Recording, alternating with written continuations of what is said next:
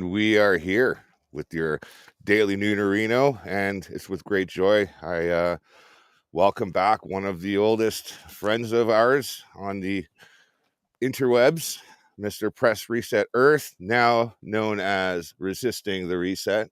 How are you, brother? Man, I'm good. I'm loving it. I'm loving life. I haven't been posting much, but I'm definitely living life. I just moved up here to New Hampshire, so just settling in. Getting community here, and focusing on God, and getting everything right. Yeah, man. Yeah, that's the fundamental thing I think that we're all trying to look for now is truth, right? Truth, trust, and spirituality. In essence, that's the three key components, I mean, to a happy life, right?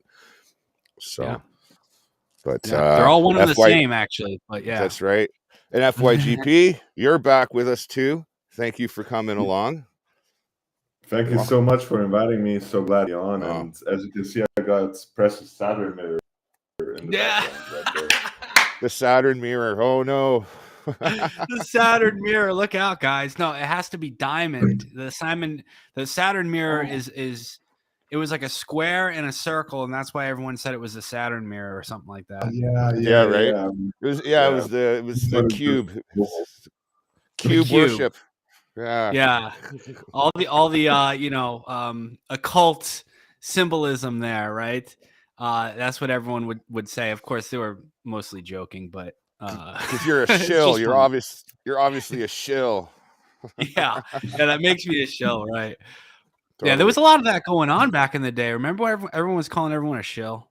It was like shilling for what? Like who's shilling? Like, yeah. I think you hit your mic, dude.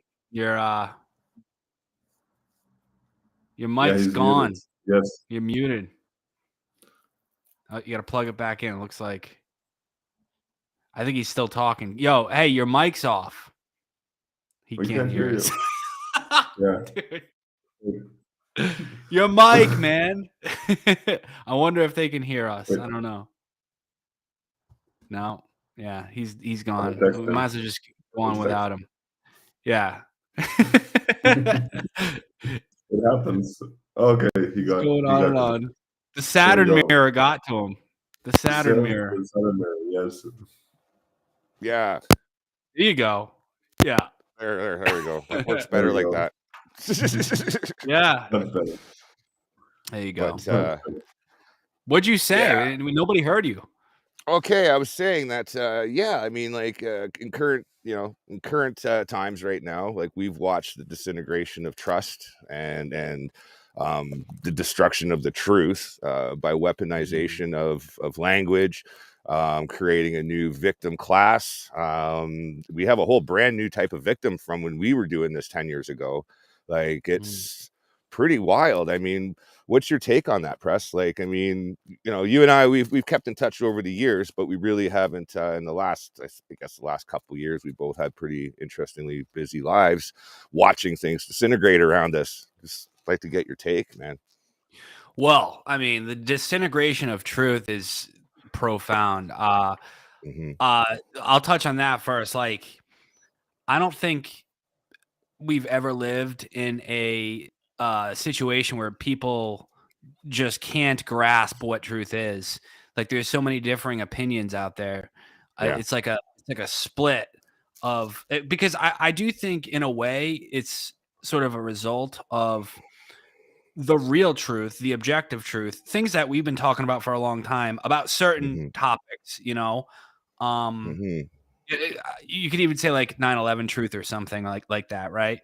Right. That is coming, not that specifically, but things like that are coming to the forefront in so many different areas of society that, the establishment didn't really know how to deal with it. So, and a lot of people didn't know how to deal with it. And so it's kind of bifurcated realities for people, where one group of people are watching one movie or experiencing one reality, and then you have another group of people experiencing a completely different reality. And it goes down into like every aspect of people's lives. That's the most profound thing about it.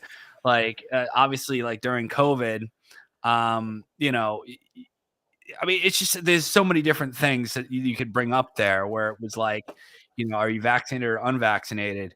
And the of course we can't get into it too much. I think this is on YouTube, but you know, a lot of people were saying that you know, the unvaccinated were getting absolutely ridiculously sick, and you know, they're all being hospitalized. Remember back in like 2021, and then a lot of people were saying that, of course, the establishment and the media was saying that at first, you if you got the COVID vaccine, that you wouldn't get COVID. That was the narrative, and that's what they were saying.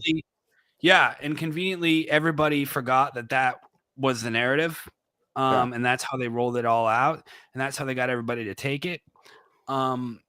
Disclaimer time. Just disclaimer time. None of this here that you're about to hear is medical advice, financial advice, or any advice at all. We're just a couple of talking heads on the internet. Do your own research. It's all out there, even though they're scrubbing the internet daily. Anyway, back to you. Right. Yeah, whether or not, you know, it's effective and all that, just we defer to the authorities, the World Health Organization on that topic. Right. So, Bill Gates. Bill Gates, of course. Yeah. Well, technically, it has to be World Health Organization here at YouTube. Yeah, I guess somebody on, I think it was actually Steven Crowder got a strike for quoting the CDC at one point because it contradicted the WHO. So you know, it's kind of like, again, like nobody can agree on anything. So, so you're living in that reality, and it confronted people in every aspect of their lives with COVID, and then just with everything else, the culture war and everything, where. I mean, you could go on forever with these different bifurcating realities, or people are seeing one movie and the other people are seeing another movie, and even certain events or articles that really happen, that are really published, that are true, that one group of people don't even know about, and the other group of people know everything about.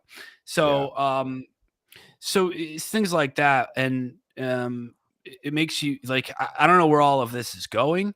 I actually think it's going toward a breakdown of civilization, for better or for worse. But what was the second thing you talked about? A new victim class? Yeah, it's a new victim class being created by changing changing the definitions of words, and then changing the legislation surrounding those words. So like, you know, now things are like hate crimes, and you know, new words are being classed as offensive, yet they just invent new words for those things, and then they get politically classed, right? And like I was saying, with like BLM, Antifa, it's no hidden agenda there. Like, it's very, very obvious what's happening. Like, they're being controlled and turned into a new type of victim. Like, you know, well, there's something called magical words. And these are words that instantly shut down a conversation. Words like racist, where it doesn't really matter what you're saying if somehow they can just call you a racist, and then, you know, say you're an oppressor of the victimhood class. You know, these, of course, basically the victim classes are everybody except white men. And so, I mean, that's basically yeah, right. That's basically where they're going with it. So, and well, that's where they are with it. It's not where they're going, but exactly. They've been long past that. Like, that is, So I remember as long ago as like 7 years in my travels, like seeing like city buses in like different countries, even like where like on the backs of these signs that have like these billboards that say like, you know, hate is a crime. If you experience hate, call your police, you know, like, and it's like they've already started preconditioning us to that victimless crime, right? And then like you let kids ruminate on that for 8 years or 6 years or whatever, and then it's total indoctrination, absolutely, right? But go on, continue. Yeah, well, that's an interesting point, that it's a victimless thing, because like, you know, in some cases, obviously with an actual hate crime, it can be a victim crime, but like, like now it's to the point where it's like, if you say anything contradictory toward what the woke ideology is, that is, well, to them a crime and a hate crime, literally.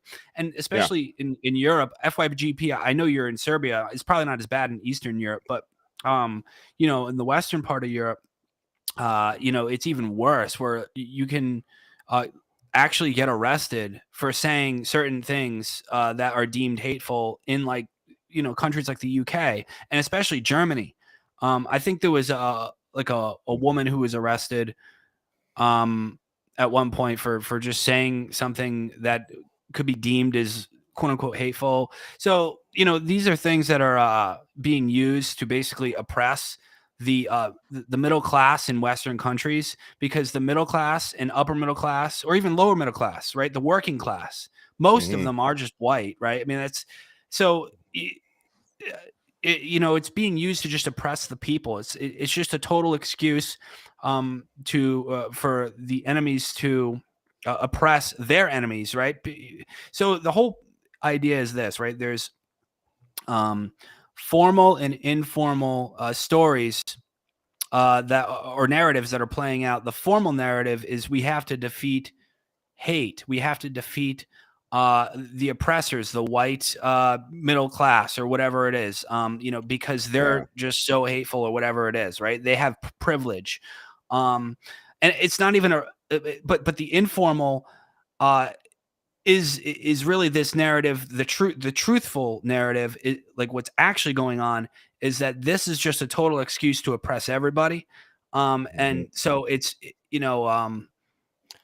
it's like it's just a lie, a convenient lie that the elites use to exercise power and to control the conversation, and to control speech on the internet and speech in public, right? So I think that's kind of what's going on. Maybe is it like that in Serbia, FYGP? Fortunately, not really. It's Eastern Europe. Serbia, yeah, Eastern Europe is for sure a bit different, and you don't have that sort of social justice movement as present in countries such as Serbia as in Western Europe. Fortunately, I think that's a good thing, because I right now study my doctorate in political science in Serbia, and it was a completely different vibe from where I was before, because before I was in Austria, and there you couldn't say anything against the establishment, and all you had to say is that the European Union is amazing. And here in Serbia, I actually was at my class, and then we talked about the destruction of Nord Stream 2. And then I said, well, just a day after, a new pipeline was opened from Norway to Poland. And why is it going to Poland? It's because the United States is right now shifting their allies, and they want to make Poland the number one ally, because they think of Germany as unreliable, because Germany would like to do business with Russia. So in Serbia, I would say for sure the kind of the shutdown techniques that you see in Western Europe and in America, they're not that present, and you won't hear anybody calling anybody a racist over here for pretty much anything. Now, we do have some NGOs that are constantly invested in pushing through things such as the LGBT agenda. There was a big sort of fight against, some were for and some were against a gay parade in Belgrade. So that was kind of a big topic, but the country is much more conservative per se than Western Europe, that's for sure. To comment on that, I was going to say that, at the risk of misappropriating all of Serbian culture, all of the friends that I've made in the past, as a child up to now, I've noticed all Serbian people that I've met were always already very politically inclined. Like, they were already educated. I guess probably surviving a war did that to their culture. But I mean, it was just interesting to note that is where truth and trust kind of plays off of each other in that sense. It's not being divided by these like you said, these bifurcating principles, and perfect example of that is here in Canada, like with the trucker protest. Like while that was happening, all the state-funded media here are telling one story. Like I literally had to either watch the live streams on YouTube, which, by the way, a lot of good people did a lot of really good work, like just playing this shit live all day long. Awesome. But to get other news, I literally had to go to other broadcasters and journalists from the States and Europe just to find out about my own country. Like, it's, how bizarre is that? Yeah, It's they've got extremely their bizarre. tentacles. Yeah, I was gonna say they've got their tentacles everywhere.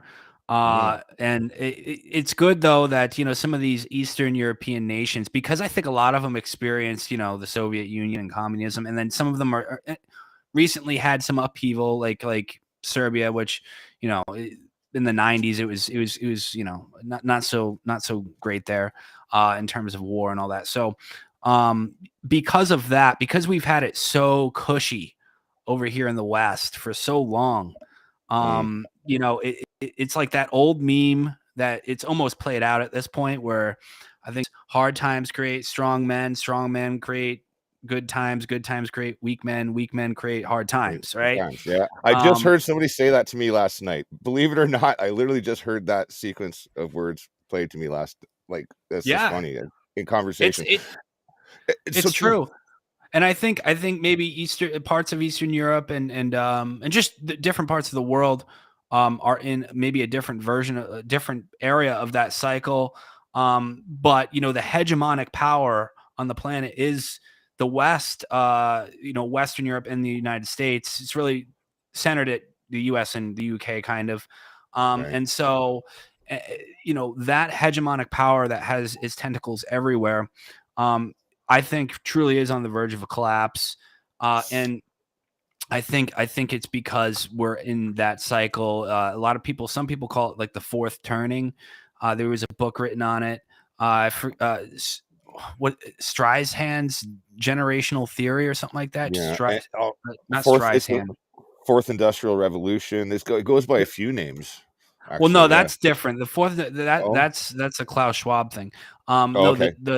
Streisand's, I think, generational theory, where basically what I just said, that meme, where it's every 80 years or so, you know, especially Western civilization experiences a catastrophe or a crisis, an upheaval that sort of resets everything. You know, obviously 80 years ago you had World War II, which was, you know, a big mess, obviously.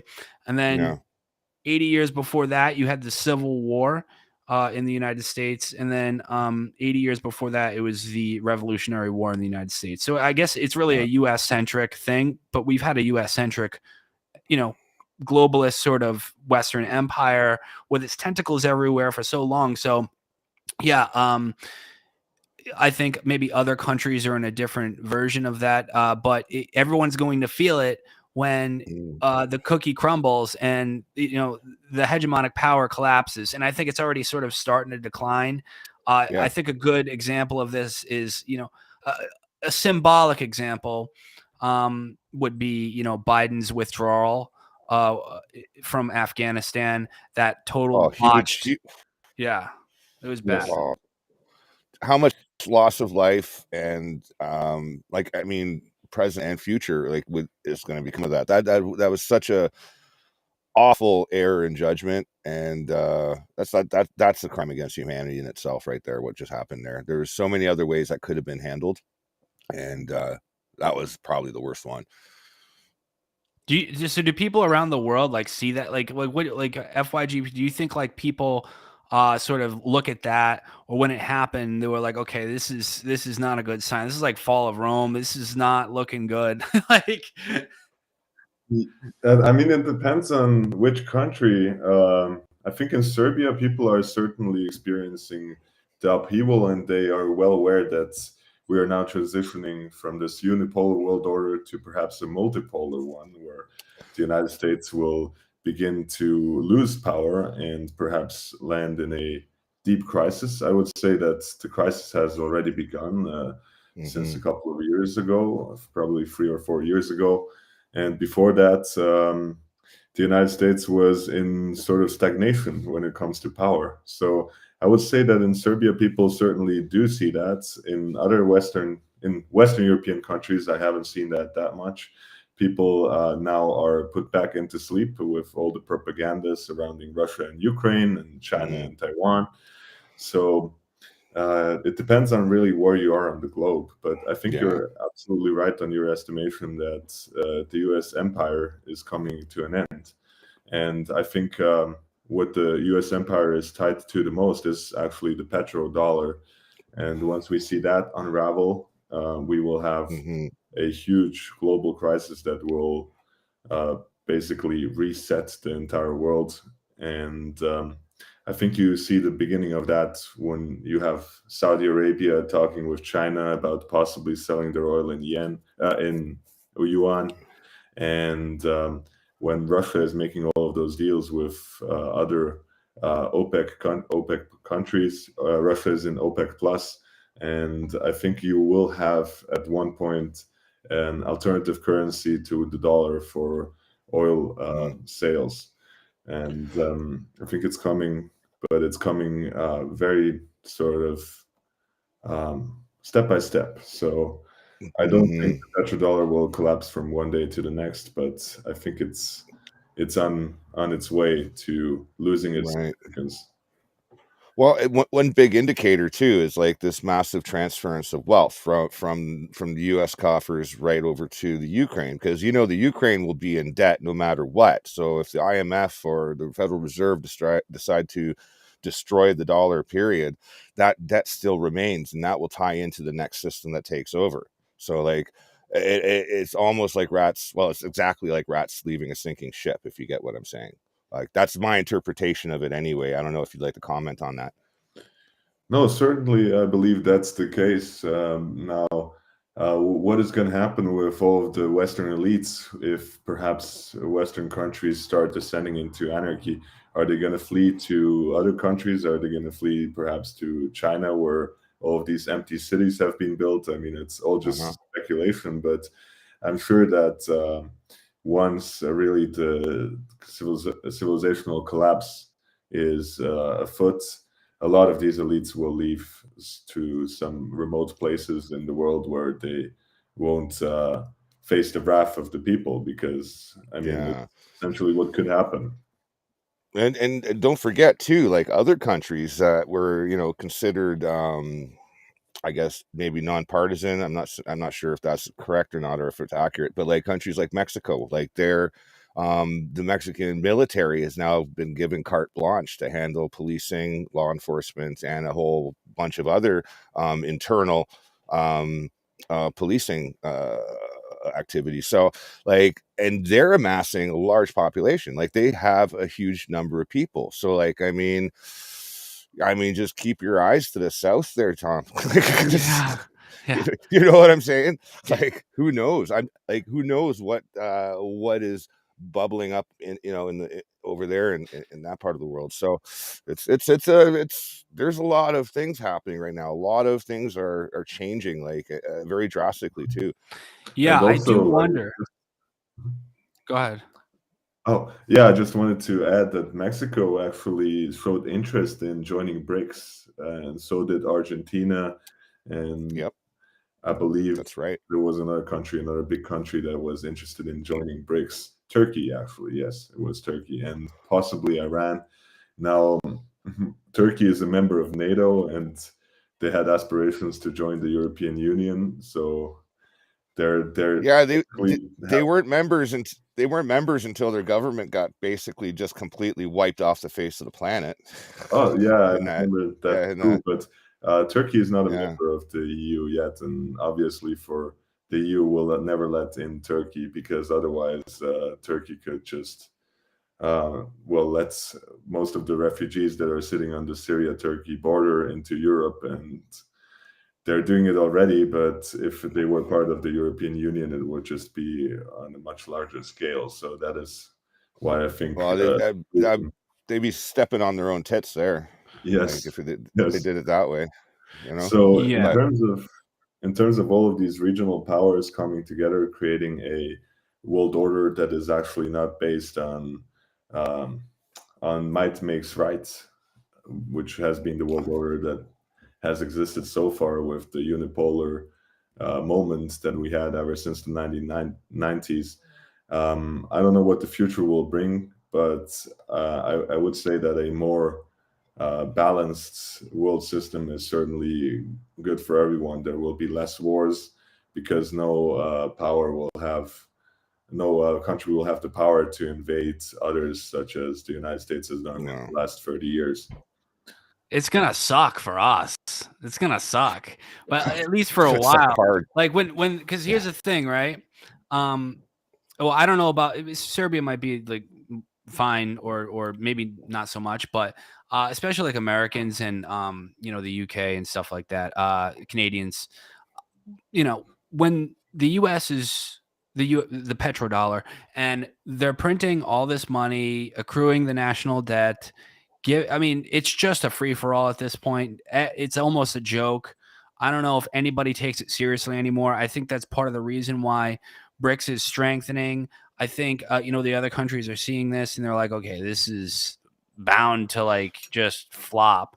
$31 trillion in debt. And if you look at the U.S. debt clock, you can like go to the website. I think it's usdebtclock.org or something. I don't even know. If you type it in Google, you'll see how fast it's going up. It's unbelievable. So I remember I just did like a live stream about it a year ago, and it was at like 27 trillion or something, and now it's at 31, I think it is. And it's just trillion is a lot of dollars. yeah, you think so. And when they're just like haphazardly, nonchalantly giving money to Ukraine, $100 billion here, $100 billion there. And meanwhile, we're going to raise taxes on the American middle class, and we're going to hire 87,000, IRS agents. You start to think like, okay, these people really don't care. It really is like the Titanic is sinking. They're grabbing all the silverware and they're grabbing everything they can before it sinks, and just looting the country dry. And that's exactly what's happening. That's why nobody cares when they print $100 billion and gives it to Ukraine, because they know this is a sinking ship. It must be. Is it even possible to get out of debt when you're $31 trillion in debt? Does anybody not look at that and just think this is a joke? It's literally like a laughing stock. It's like a clown, like we're all wearing clown suits here in America. We might as well. We have a president who can't talk. He literally shakes hands with ghosts. he shakes, like he literally. He is random ghosts' best friend. Like all these ghosts just love him, and he's shaking their hands, and he's talking to people who aren't there. He's stumbling, he's mumbling. And so, that in and of itself, again, these things are symbolic, but they have so much meaning, right? The fact you don't think, see, this is where like more spiritual perspective comes in. Like God's trying to tell us something here. When this guy, when you have decrepit old Joe Biden, like I could never imagine that would ever be like the leader of a country leading the United States. It's kind of like this omen, right? And it really is telling us something. I don't care what anybody says, right? Like God is telling you, like, this is a sinking ship. Like, just look at this guy. He is the symbol of the United States, right? And so, that has a lot of meaning to it too. And then, with them printing all this money, it's just it really is ridiculous. But I think the plan, I think there's just so many conflicting plans in a way where they all want to roll out CBDCs, right? No matter who it is, right? If it's the Fed, if it's China, if it's the BRICS nations, eventually that's the goal. And CBDCs, the problem is, of course, their central bank. Could you break that down? Yeah. CBDC. Could you break that down for the listeners? Yeah. It's a central bank digital currency. So it's kind of like crypto, except crypto is decentralized, and there isn't one centralized unit controlling the issuance and the supply of the currency.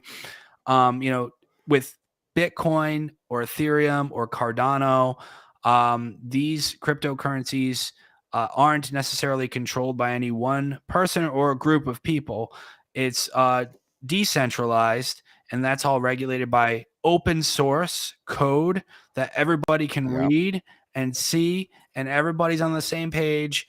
And so it's very transparent. It's very decentralized. Whereas a central bank digital currency is basically a currency that is owned by a central bank, which is controlled by the government, but really it's just a group of private bankers who have hijacked the money supply of the government.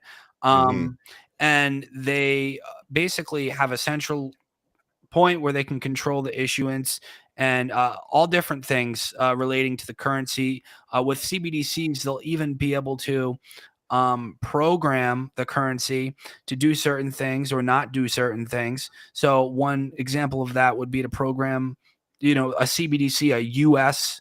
Central bank digital currency, to have an expiration date so that you're encouraged to spend it before a certain point. Another FedCoin has offered that. We were talking about that last night, in fact. Go on. Which of course you'll have the Keynesians and the sort of more pro-government people say, well, that will encourage people to spend and it will boost the economy. That way they can control the economy. Haven't you heard of the free market? Like, that's what controls the economy. Like, you don't want these central planners controlling whether or not your money has an expiration date. That's ridiculous. Well, are these people gods? They know better than the invisible hand of the free market? Of course not. Like, it's crazy. But but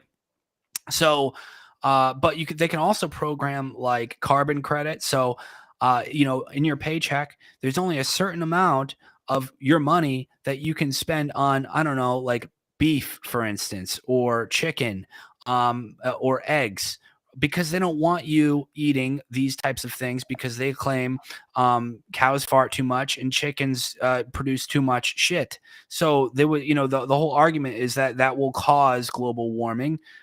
So these are the things they want to do with these CBDCs. It's the most draconian thing imaginable. On top of that, they could potentially just freeze your CBDC bank account or wallet if you're a dissident. If you say something online, or if you have a podcast with three awesome dudes that are just like talking about this. So I'd like to meet those guys. Yeah, three awesome dudes, the three amigos.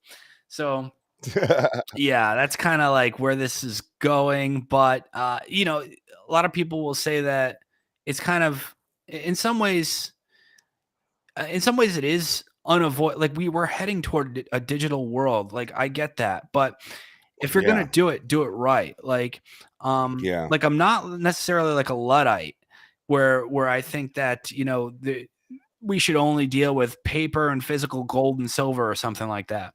Right. I think there's a place for that. I think it's good. I think, that needs to be maintained. I don't think you should ban that, because that's part of the plan, to try to ban paper money and stuff like that, which it's going to take a while for them to be able to do that. But like, if you're going to do it right. So obviously with the real cryptocurrencies, a lot of them do it a lot better, because there's no central control point where it can be corrupted. And of course, there's theories around, like, Bitcoin was put out by the CIA, et cetera. And there's valid, questions where it comes up, who is Satoshi Nakamoto? And this is like exactly, and like, I get that, but you can see it's an open source. Like, you can see it all. So it's undoubtedly decentralized. Right. I don't know.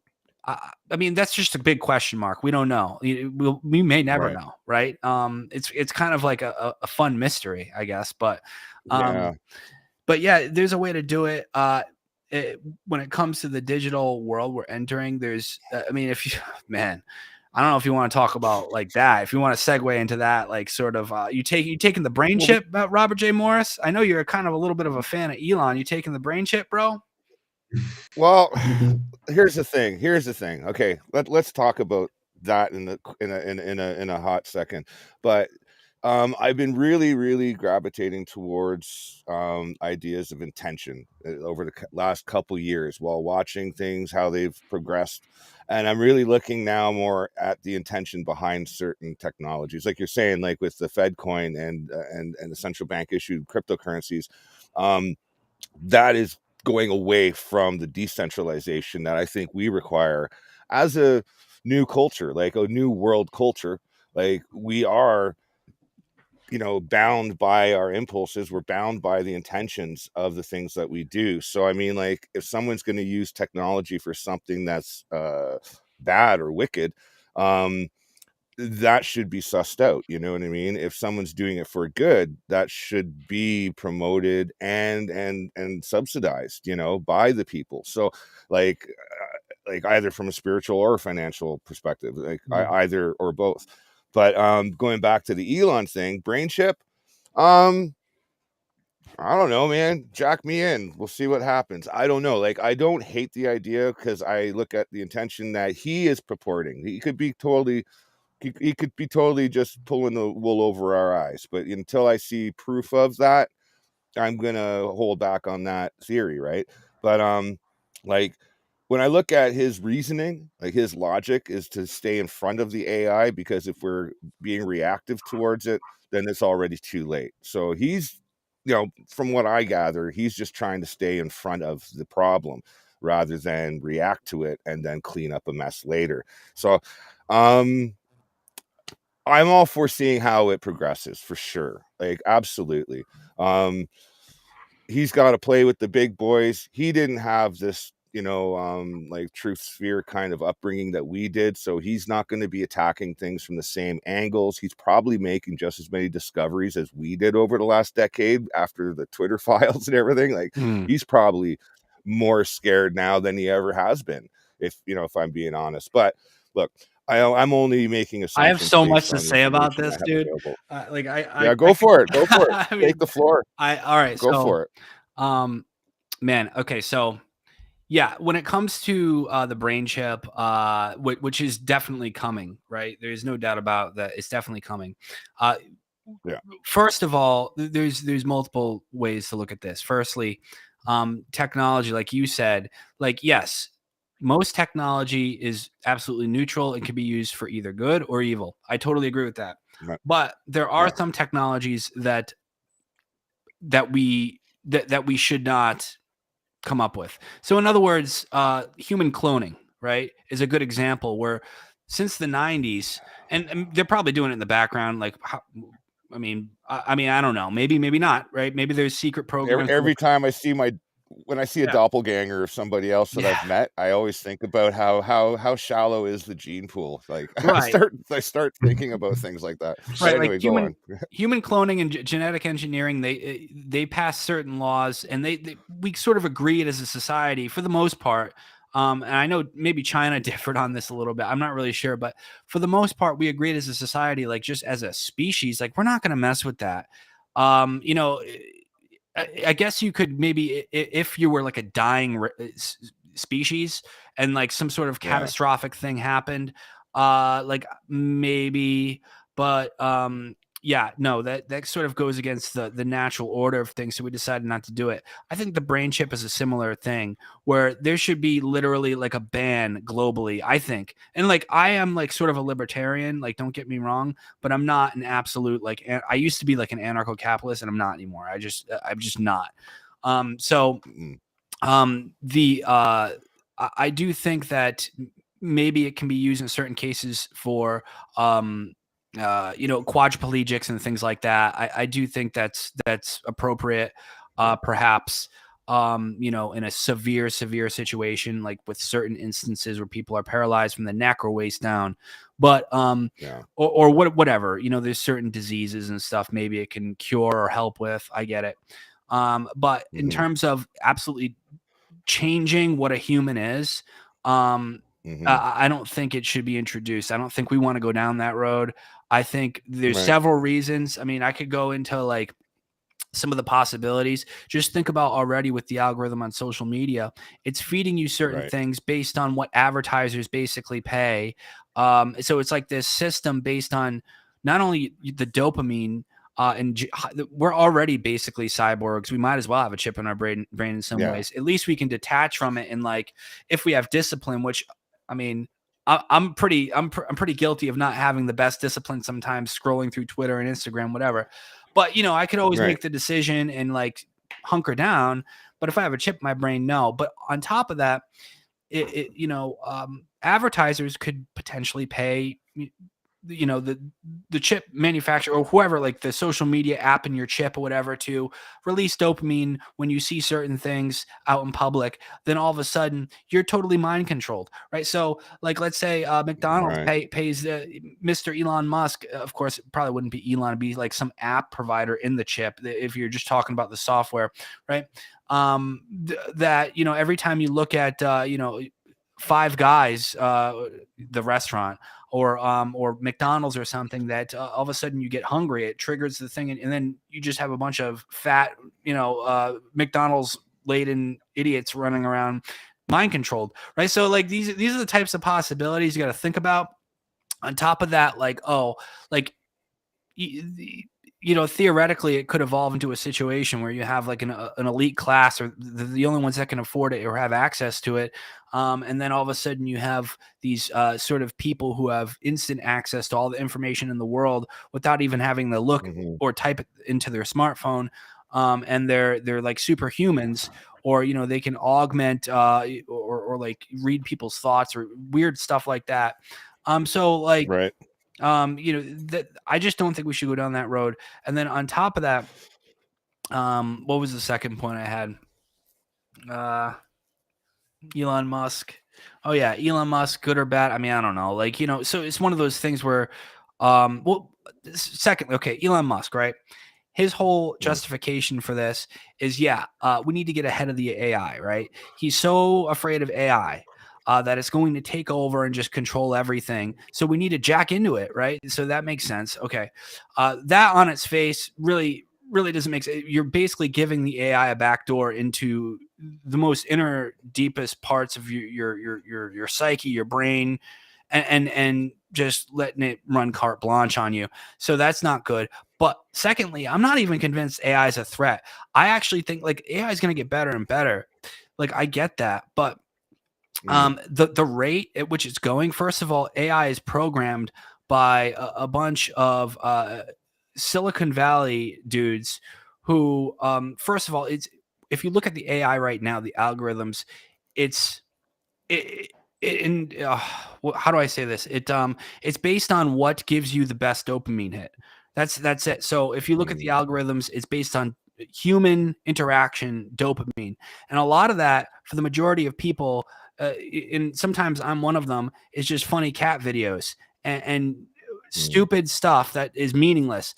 And let me tell you, so AI is going to reflect the programmers and the majority of the population, and I think where those people are heading, like this negative feedback loop, where the AI and the idiots who are just clicking on whatever gives them the next dopamine hit will cycle itself into oblivion, and it will become irrelevant. So that's kind of like where I think where AI might be going. And then meanwhile, the people who kind of see the whole thing for what it is, people like us, for instance, will rise above that. And so I do think you're just going to have like this, like the AI, it will deem itself irrelevant because most people are dumb, and it will placate to most people's dumb, just mindless, playful, you know, dopamine.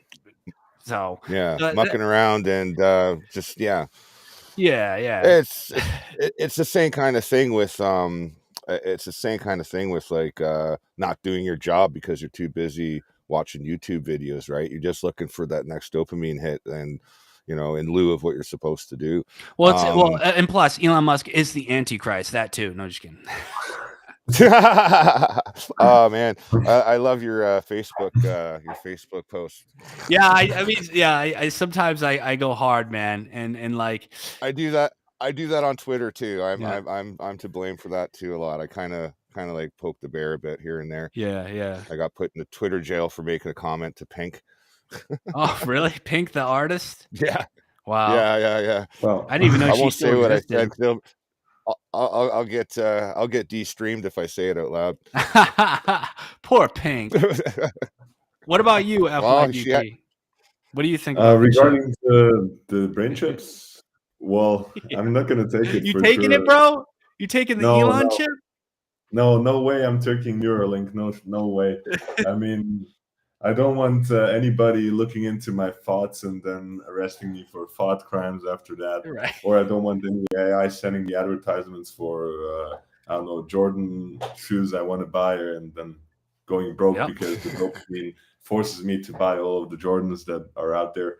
No, I don't want to. I don't want to do that. But if it means I would have to hide in the woods, if the chip becomes mandatory one day, I will probably hide in the woods. So you can't hide in the woods. Those drones will see you from 30,000 feet. Yeah, the Amazon drones, and they will deliver the Jordans. Yeah, the Amazon drones. We have a delivery. So, Jeez Louise.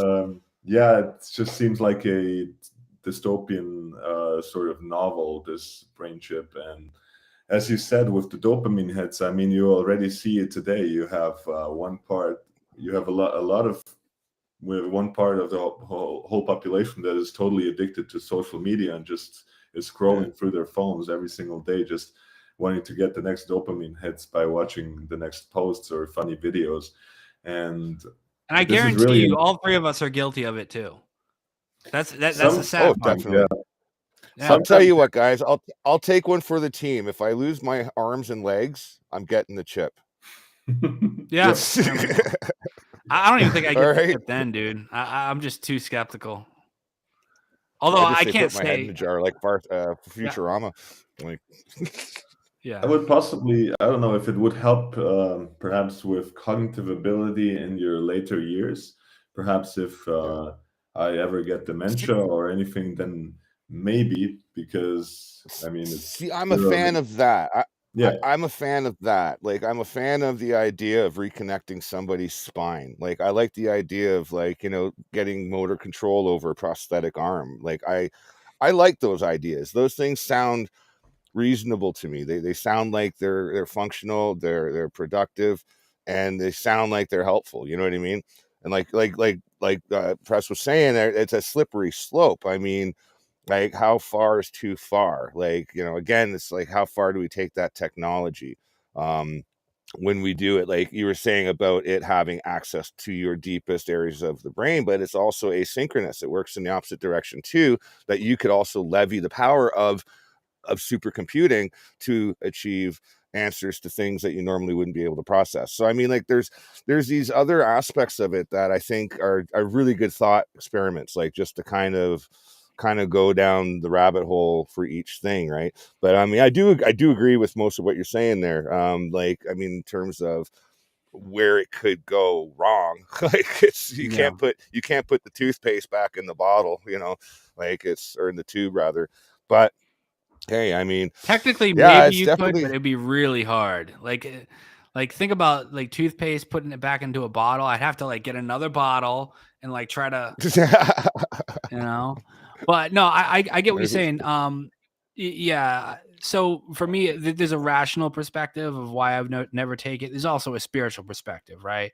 Where, you know, I'm just absolutely it right. just reminds me too much of the mark of the beast, right, from the Bible and Revelations, and it would fit in many ways with that, right? And you know, there was some speculation that the you know what was, and I kind of thought maybe it would be, but then when it failed with the passport system, it was pretty obvious that that's not the case. But there are people still saying that, which is kind of like no, but yeah, when you're changing like just what like your humanity to the point where you go down that road, there's just no turning back, right?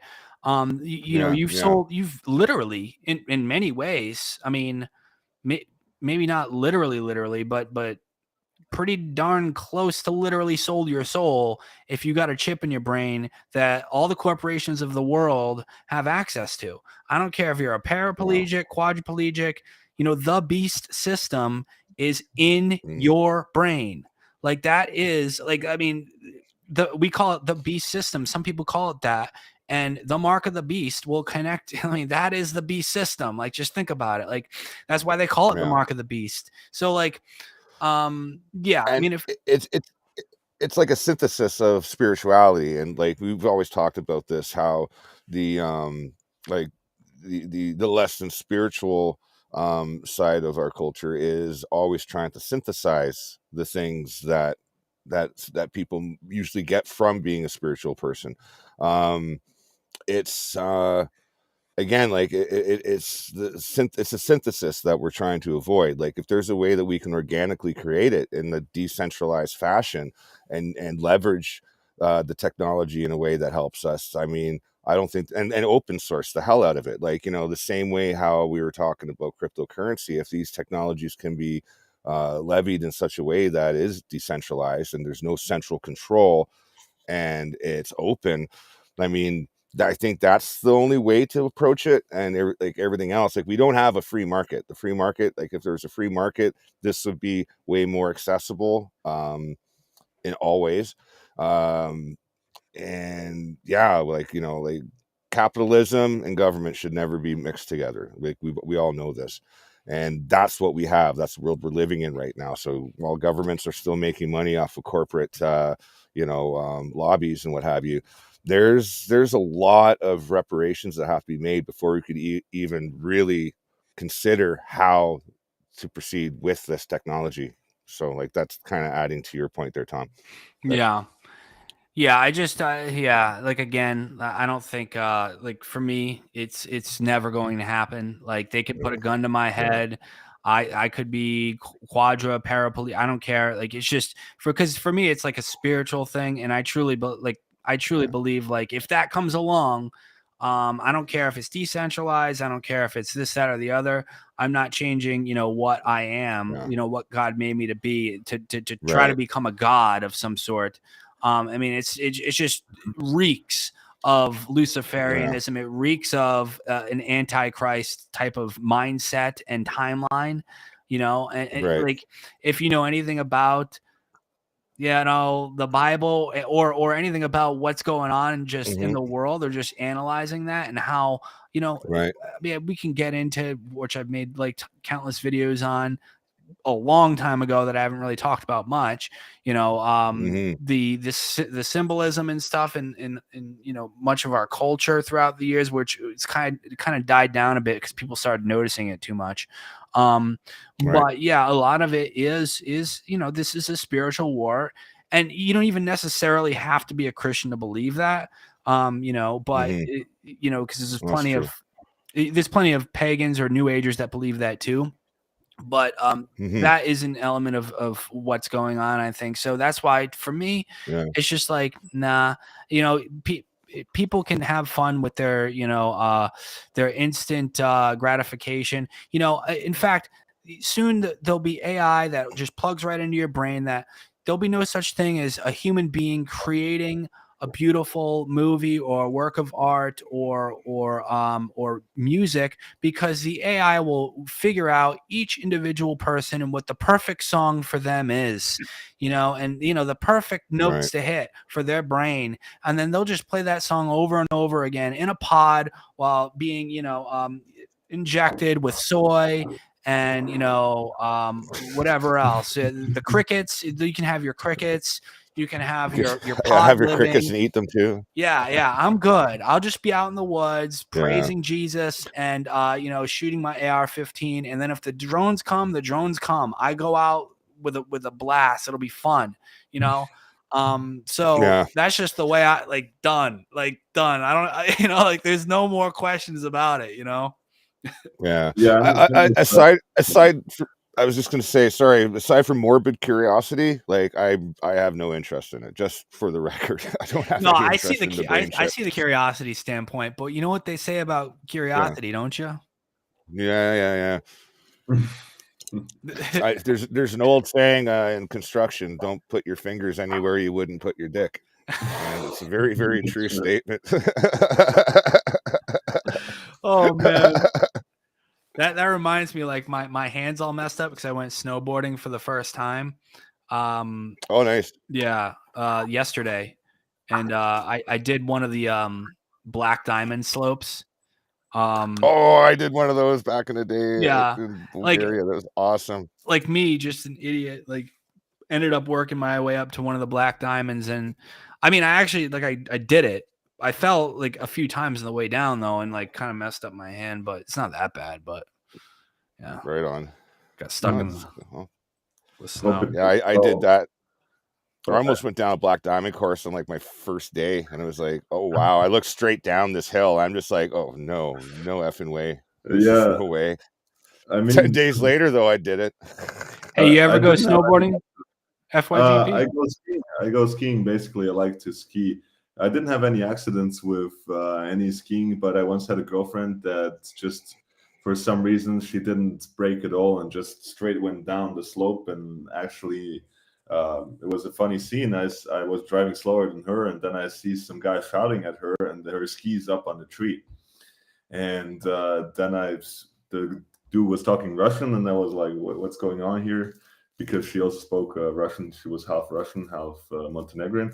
And then they were like fighting, and the guy explained that she actually hit her kid.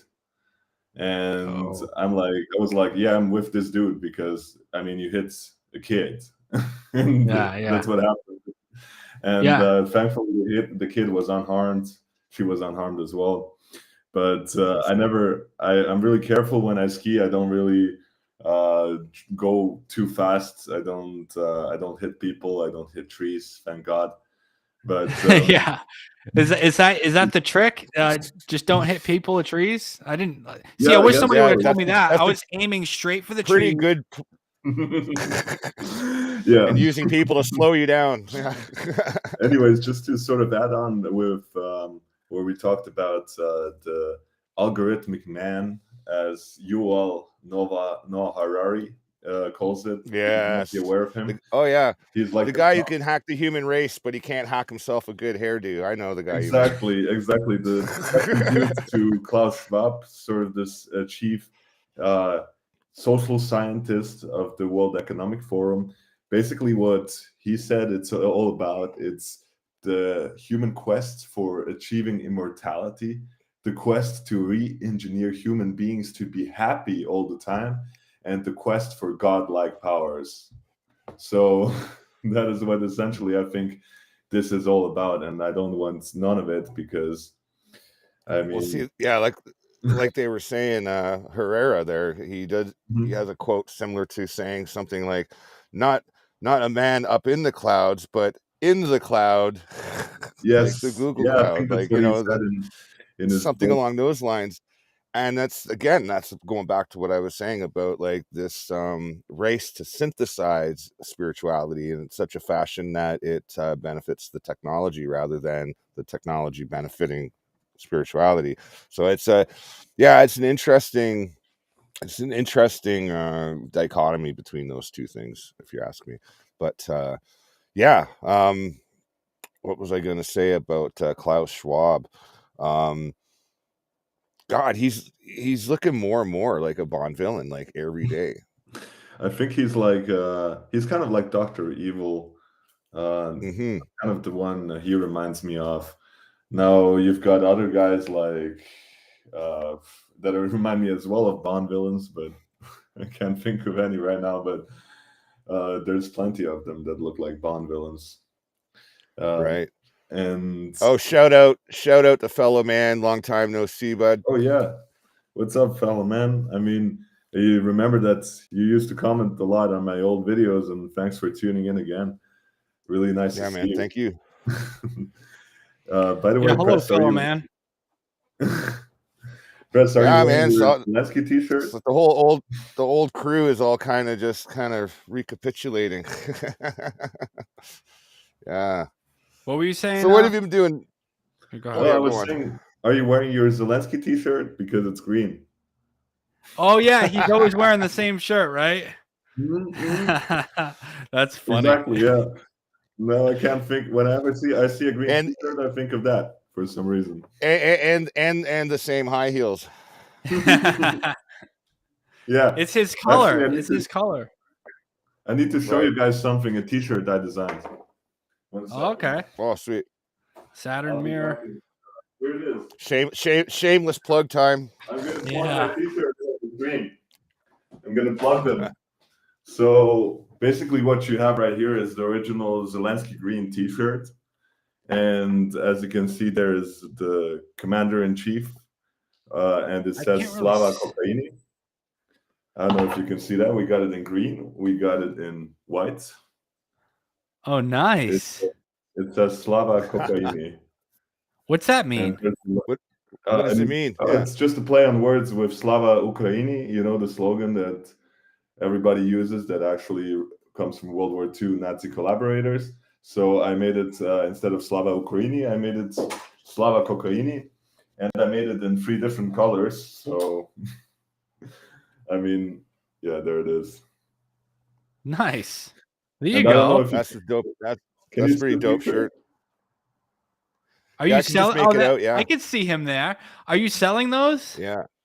No, I'm not. But I should really sell them. I should, because they would probably sell really well in Serbia. I'm sure about that. Mm-hmm. Not that I'm endorsing Trust me. cocaine or anything. I actually never did it. Yeah. But I mean, t-shirts are amazing, and since Zelensky is probably on cocaine, I mean, that's why I made those t-shirts. Oh, no doubt. I mean, no doubt I he's think on cocaine. he does all the cocaine. Yeah, it's he'll probably Isn't it weird? overdose. Isn't it weird knowing that we're like literally like run by a bunch of like cokehead pedophiles? It is, but I'm surprised that more people aren't aware of that, because if you look at like Joe Biden sniffing kids, I mean, you know, Well, they banned that. They didn't like actually. I don't know if they actually like banned it, but they make it impossible to find on Google and YouTube, because there's obviously they might have even banned it. There's obviously countless videos of that, but it's hard to find unless you go on like BitChute or something like that. You or know, Rumble, that's how even Rumble's pretty good. Rumble, yeah. You know, I've been Rumble. thinking about if I do start doing live streams again, that, you know, mainly it's going to be on Rumble, because, you know, it's almost pointless in my opinion, in many ways, to even do these on YouTube anymore, because the thing is they actively just throttle things so badly. Oh yeah. Like if you have a bad channel, or a big channel, you can see like what they do to videos where you bring up topics they don't want you talking about, and in comparison to videos that, you know, are okay or just benign, right? So it's just so obvious. And you know, for a while, I remember back in like 2014, 2015, I was a little skeptical of that. I was like, okay, like I know some people would say stuff like that, and I know they banned stuff, but there was always like these workaround justifications as to why, like, oh, copyright strike or something. And it was pretty much a free for all for the most part. I mean, we could talk about anything. I remember almost anything.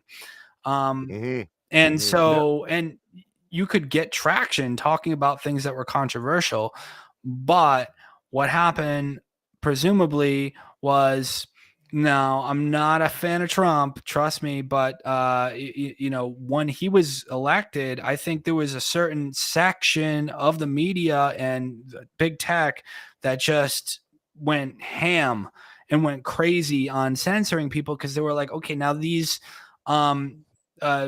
opinions that are different have real world consequences, so we have to do what we can to crack down. And so and I noticed, it just so happens that right around that time, 2017, right after Trump was inaugurated, at the end of 2017, that's when I started noticing it the most. And then 2018 till now, it's been like a dead zone. It's like impossible to get any traction like you used to get. And everybody says this, who are in dissident spheres. There are rare exceptions.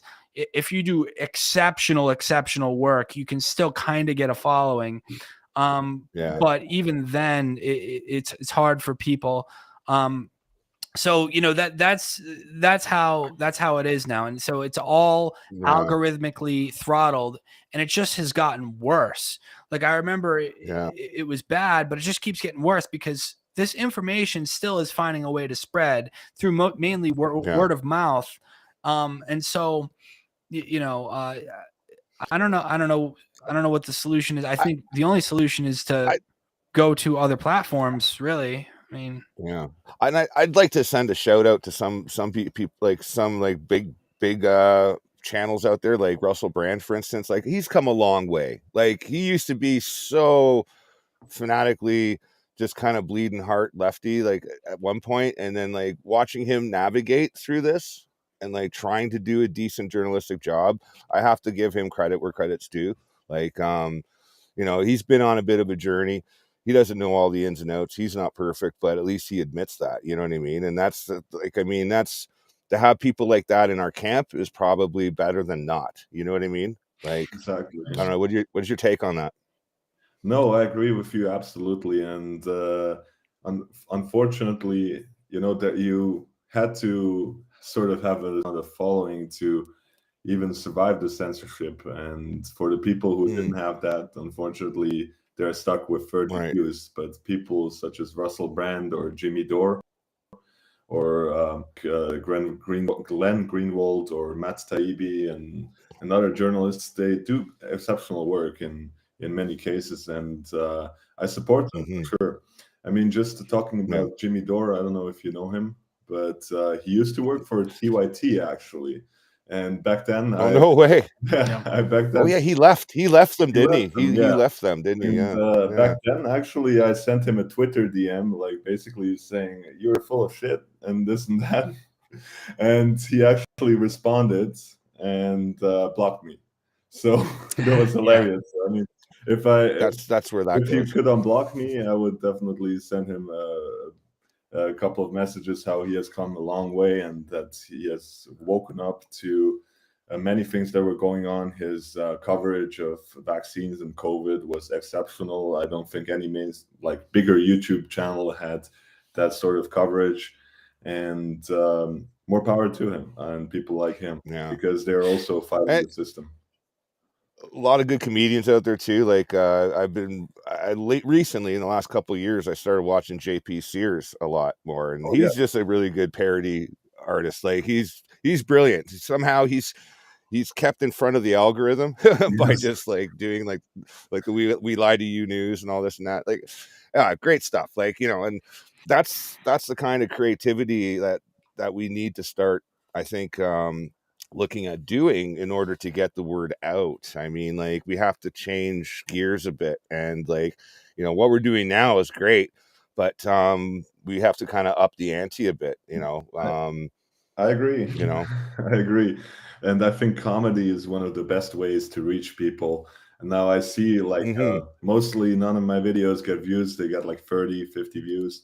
But I uploaded actually a parody song surrounding Ukraine, where I just took an Albanian song from like the 90s.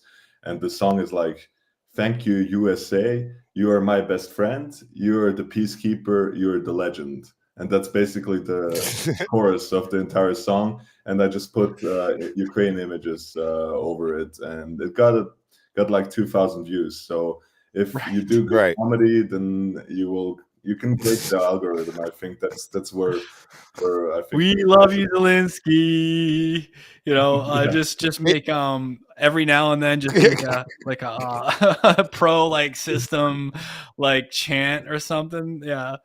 That'd be do like a Marilyn Monroe, like a happy birthday to you thing, like hack the algorithm. Yeah, throw out like a pro Biden song or something like that every now and then, or make sure you put your children on puberty blockers if they identify as the opposite sex. I don't know if you know Alex Stein. I don't know if you have seen videos. I mean, they're just hilarious when he goes up to city council meetings and just acts like, for example, once he was a recruiter for the Ukrainian army, And then he just walked up Oh, there yeah. and said to everyone, "Is anybody willing to sign up for this for World War III? Because we need every single one of you on the front lines." And he handed out a paper to everyone on the city council, and nobody would sign it. So that kind of stuff I really like. And he really is also, very good at what he does. He's just the court jester, that guy. I do like his content. I saw him going around to like people holding pro-Ukraine signs or protesting for Ukraine or something like that, or supporting the war basically. And he was going up to them with his colleague, this guy, this like black guy with like no shirt, like scraggedy, and he's like, "This is Tyrell, my mom, my wife's boyfriend." Yeah, whatever his name is. And he's like, "Will you please give him money? He's homeless. Like, will you donate money to him instead of Ukraine?"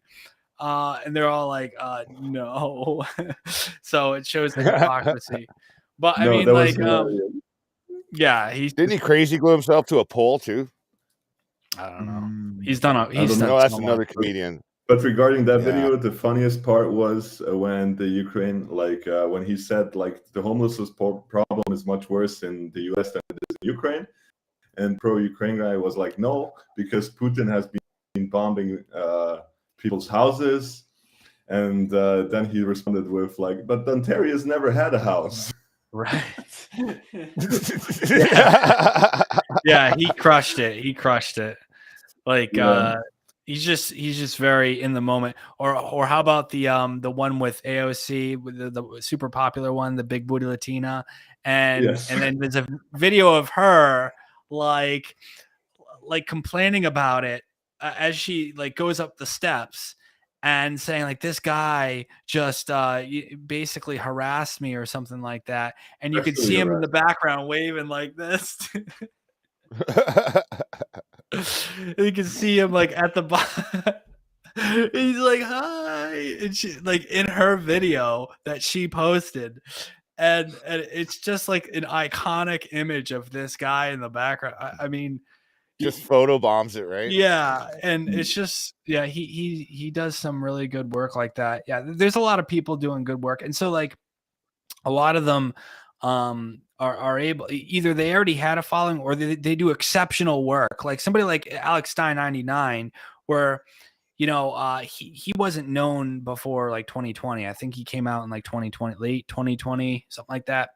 And he actually I think he was in a couple of reality shows actually. If you listen to some of the interviews that he's done, that he has like a career of being a comedian and stuff like that. And he's very open about it. And so, but he wasn't very well known though, but nobody else was doing the things he was doing to the degree he was doing it. So you can still get a traction if you get traction on social media doing dissident work, if you do exceptional work or work that nobody else is doing. But if you're just providing good content and dissecting things in an accurate way, it's going to be really tough for you if you're a dissident to really get any traction. And it's just the way it is right now. So I think people are probably better off. Maybe Twitter will link some sort of video platform, or it might be a little easier to do it on Twitter.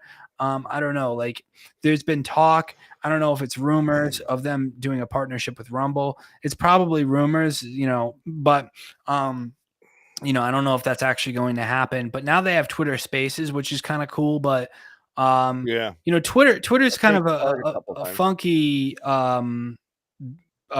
sort of game, because it's just so much different than making like video content. And there's like kind of an art to it. And I was never really that great at Twitter. It's just kind of shit posting. That's what I kind of do. And sharing interesting info.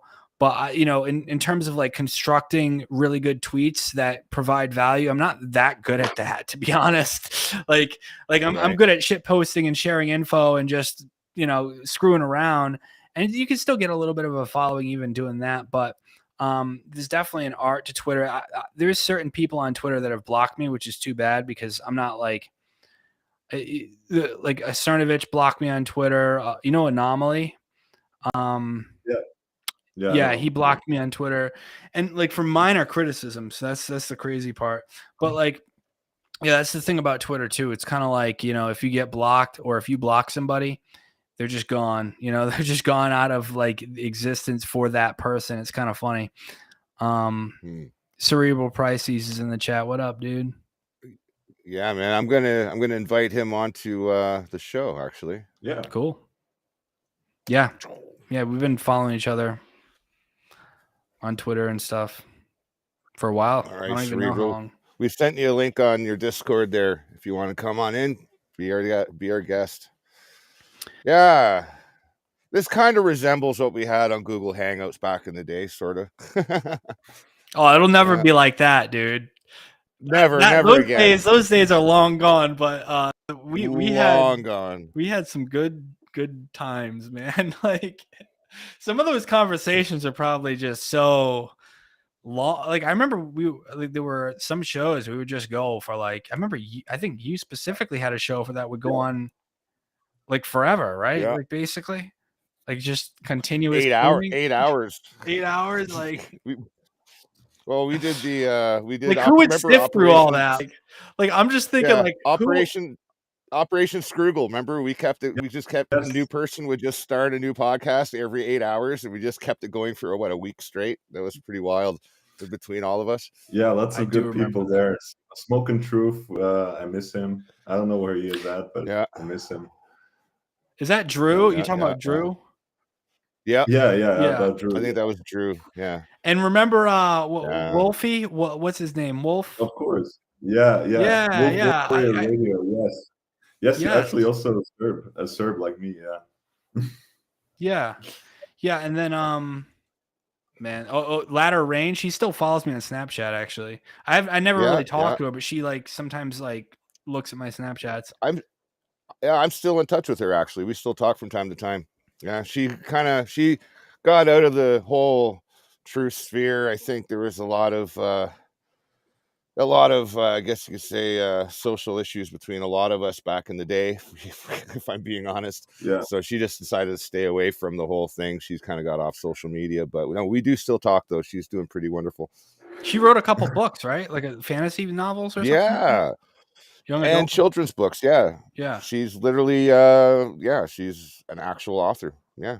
She's gone and done that, all self-published too. Yeah. Good for her.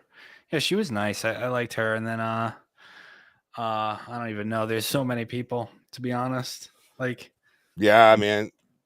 It's interesting though how I'm starting to see a lot of us are starting to kind of come back together, and it's I think it's a good thing. I think a lot of us did kind of sat aside. Like, I mean, like you can only shout from the rooftops for so long before you just feel completely fucking demoralized and like just like and they just kind of, what am I doing? I'll just watch the ship sink from a distance, Well, that's actually I made the comment yesterday that we just watch it go like a Viking funeral, but yeah, I mean, that brings up a good topic.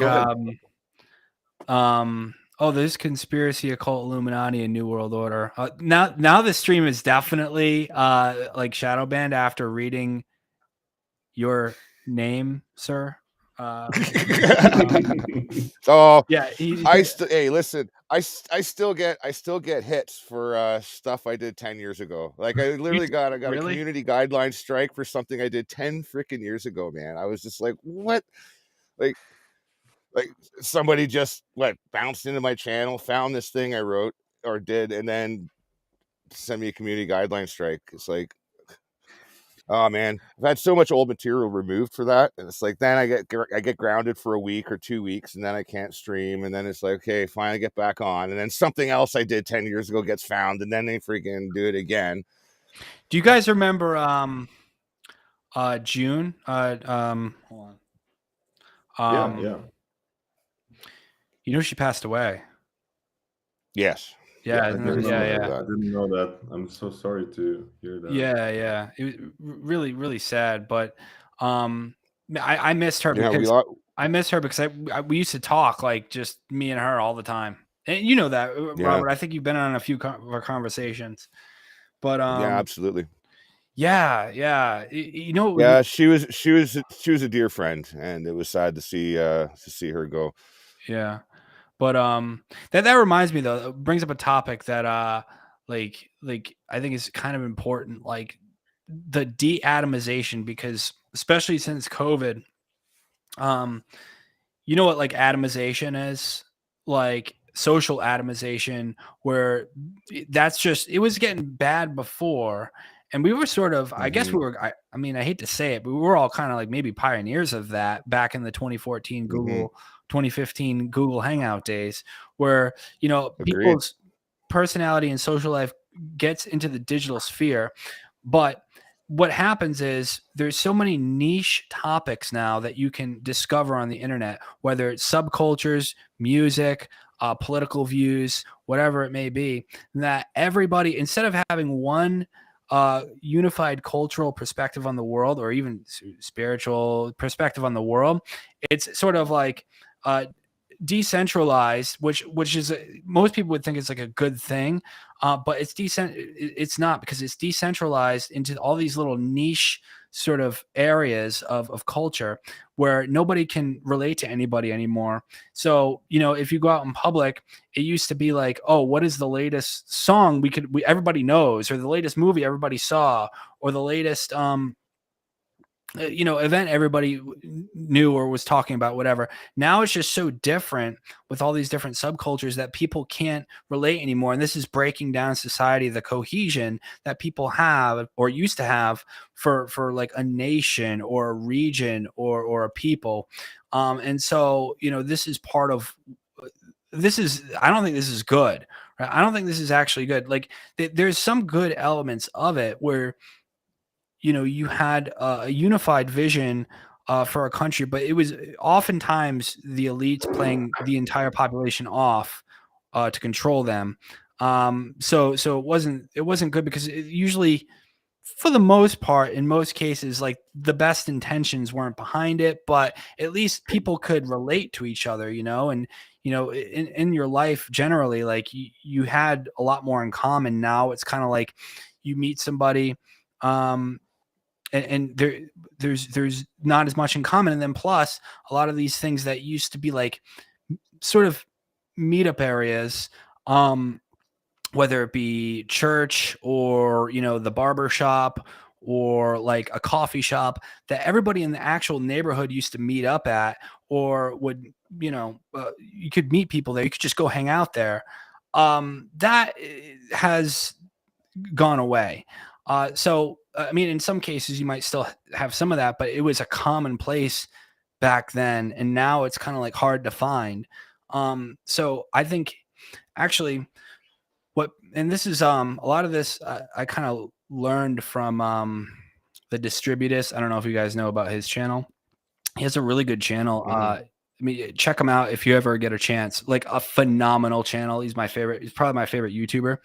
And so, like, a lot of what people can do to sort of heal, you know, society right now is to actually like meet up with people in real life and, I guess, form a sense of community.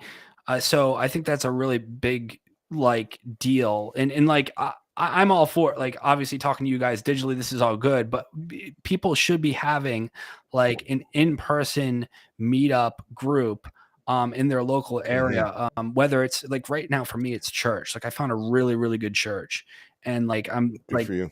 bonding with these people. It's phenomenal. And you know, we're you know, we're trying to, you know, do the Lord's work here. So like, so you know, there's all different kinds of things. So church is a good one though. But yeah, just having that sort of you know, in real life community is super important. That's like how to fight the system right now, because the system wants like Exactly.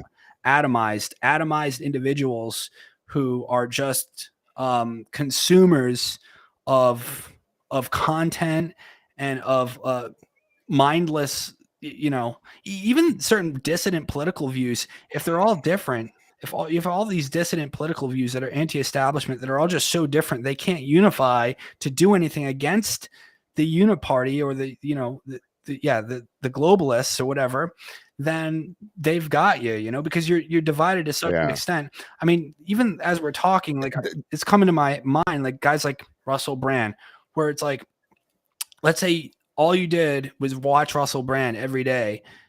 And like, that's great. Like, at least you're somewhat awake, but whereas somebody who becomes, it becomes an echo chamber basically. And we saw that throughout 2014 to 2017, like the spread of topics and spread of subjects and the echo chambers just increased in numbers. Like, instead of being a unified front, everybody was too busy arguing over points of their own area of knowledge rather than trying to learn from each other. It was, well, that's not actually thing. That's not an echo chamber. That's I think echo chamber would be like defined as a bunch of people who agree.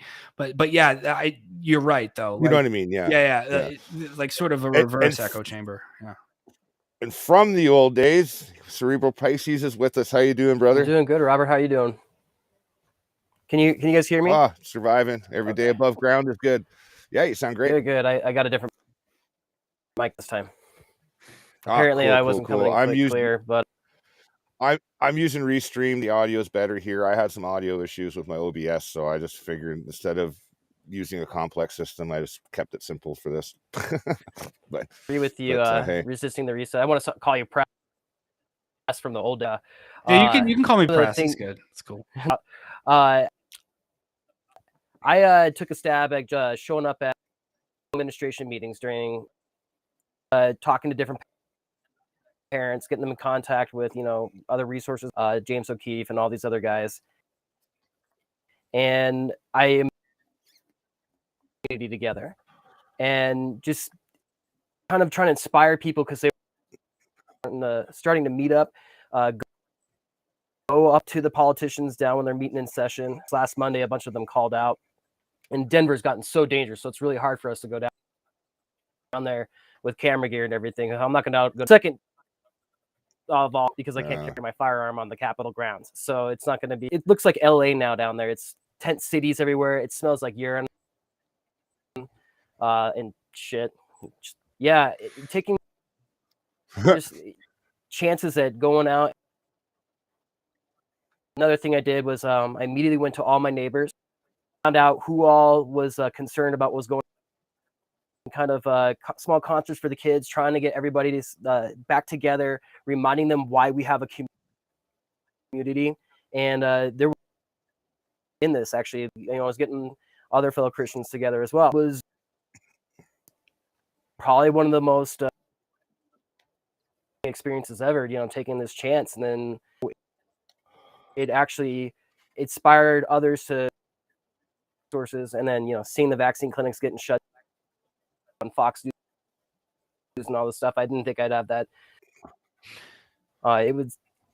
It's hard to take courage when you're by yourself to go into a group and be like speaking out loud, but like you can make ripples just the way you guys were doing online in the day. So I took a lot of pointers from you guys. Yeah, man, that is, kudos. And that is exactly the solution, exactly what you just said. And it doesn't even always technically have to, in my opinion, at least, it doesn't even always have to be like a political thing, just getting together with neighbors. And, there might be certain people that are true believers that may, you know what I mean by that, right? Like true believers of the establishment narrative that that aren't just going along to get along, that might not be able, you might have to watch out for that. But like, but other than that, really, the political action is great too. And especially like faith can be such a great unifier. And that, I think right now, like, especially in America, I think that is a part of the solution. People, Christians specifically getting together and, praising God and doing God's work. Like, you got to put yourself out there though. Like, especially if you don't know anybody, that's the thing. Like, I moved, like I've said before, I just moved up here. It's really been like 4 or 5 months now, so I can't say that I've just moved up here anymore, really. But I keep saying that. I gotta update my stories too, because I've been getting more. I gotta update my thing. Like it's getting more and more like, no, you didn't. Now you're like kind of.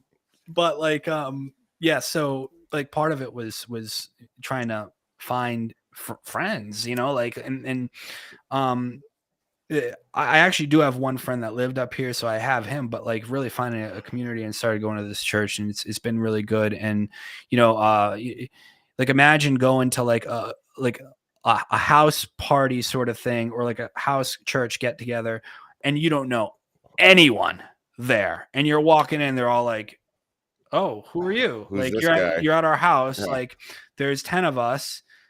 Yeah, it was intimidating, but I did it, and I made like good friends with a lot of good people, and now it's all good, you know. So it takes putting yourself out there, but it's things like that. Even, you know, like interest groups, and a lot of this can be organized on social media too. Like, you know, you can use that as a tool, but that's the thing. The de-atomization has to occur, and a lot of it could be organized. These are supposed to be tools, right, that we can use to our advantage, that will, you know, help us be better humans and help us live a more fulfilled life instead of being slaves to the technology and becoming atomized and just, you know, this individualistic consumer that has nothing in common with anybody. So I think that's sort of the next layer of this, of where this is going. You know, like a lot of people will say, like, what's the next? You know, it was COVID, and before it was, you know, all these psyops and all these other things. This is a Trump thing and all this. Like, well, no, the next like phase of resistance isn't trying to get the word out on YouTube like we were in 2015, right? I don't think. I mean, we can still do that, but I don't think that's like the what do you call it, the tip of the spear. I think it's in-person meetups. I really do. And a lot of it is going to be political, and a lot of it's going to be faith-based, and even just the general interest thing too. But and just local aspects, like, you know, road building, you know, who's doing this in town, like dealing with some local issues too. Like, I want to plan on doing that here as well, like have like a sit down podcast with the community and discuss community stuff, you know. Getting some feedback. Sounds like you're DJing yourself. What's the... Is that me?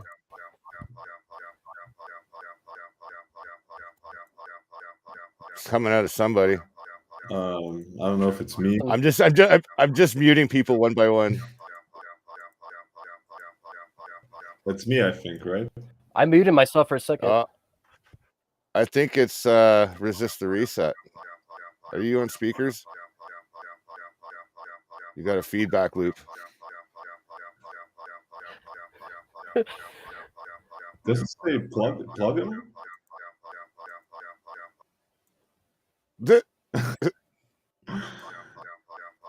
Yeah, that it's you, Tom. That's weird. I've never heard it do anything like that before. Strange. You want to bop out and back in? Maybe you just... Oh no, it's gone now. It's gone. Yeah. Say something. hello. Oh yeah, we still hear you. Whoa, that was wait. So did it just like go? I think it just did a feedback loop, I think, because something that got okay, said. Yeah, I don't know what just happened. I just hit like power on my computer. I think it just froze on me or something. I have no clue. Sorry. Yeah, still got you. You're still there. So. I don't know how. I thought I was gonna have to restart the computer, but yeah. Sorry about that. What was I saying? What was you saying? I don't know. Oh, we were talking about getting decoupled. Sorry. Oh, go ahead. No, go ahead. I know we were just talking about. We were talking about. All right. I think we were talking about de-atomization. Oh, local politics. I remember now. Local politics. Yeah, Right. Yeah, and that's what I, you know, like since I moved here and like started like meeting people here in the community, and that, like, you know, that's the next stage that I want to go into. Because you know, it's a smaller population. There's a lot of things here business wise that can be done that people don't have to drive out of town for. Like, so we're kind of looking at things that we can organize and create, you know, like a community based, you know, kind of speaker's corner, if you would, you know, that kind of a kind of a concept, so that's where my mindset is now that I'm here and I'm starting to get it reestablished again. Thanks for all the viewers, by the way. I want to say thank you, because now my analytics are starting to look a little better. They were looking like a dead horse at one point, but thank you. But I do appreciate it. Anyway, yeah. That being said, though, like with the whole reestablishing myself, I got some office space. That was gonna basically resume renting in February, and going into that, have a business front end for people to come see me, get cards made, flyers made, that whole kind of thing. Like you were saying, Tom, like to integrate with the community and then deal with community issues, and then it becomes real, like that becomes a cohesive unit. Yeah. And I think it really, well, twofold. Forming relationships is just really important, and like honest, like real relationships with people you can rely on, and people that can rely on you, or you can build that trust. And even if it's not based in anything political, or or spiritual, whatever it is, I think that's just so important, Yeah, and if you establish that trust first, then the openness or agreeability towards adverse thoughts or adverse subjects or topics would be more approachable. Like, well, you know what I mean? And like, I think there's way more of us than people think. Like, right. So I don't know about you guys, but I post this on Facebook. I think I actually post this on Twitter too today, in fact, which is kind of funny. That pretty much, and like I'm dead serious, pretty much everyone I interact with in my life is like awake. Like everyone.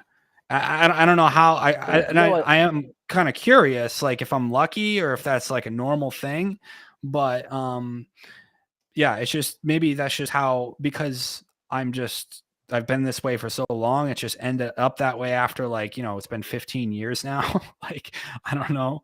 This probably has something to do with it, but like, even my family, like pretty much my mom, my dad, my best friends, people I'm starting to meet up with here, my friends back, 2 hours south in Rhode Island, whatever.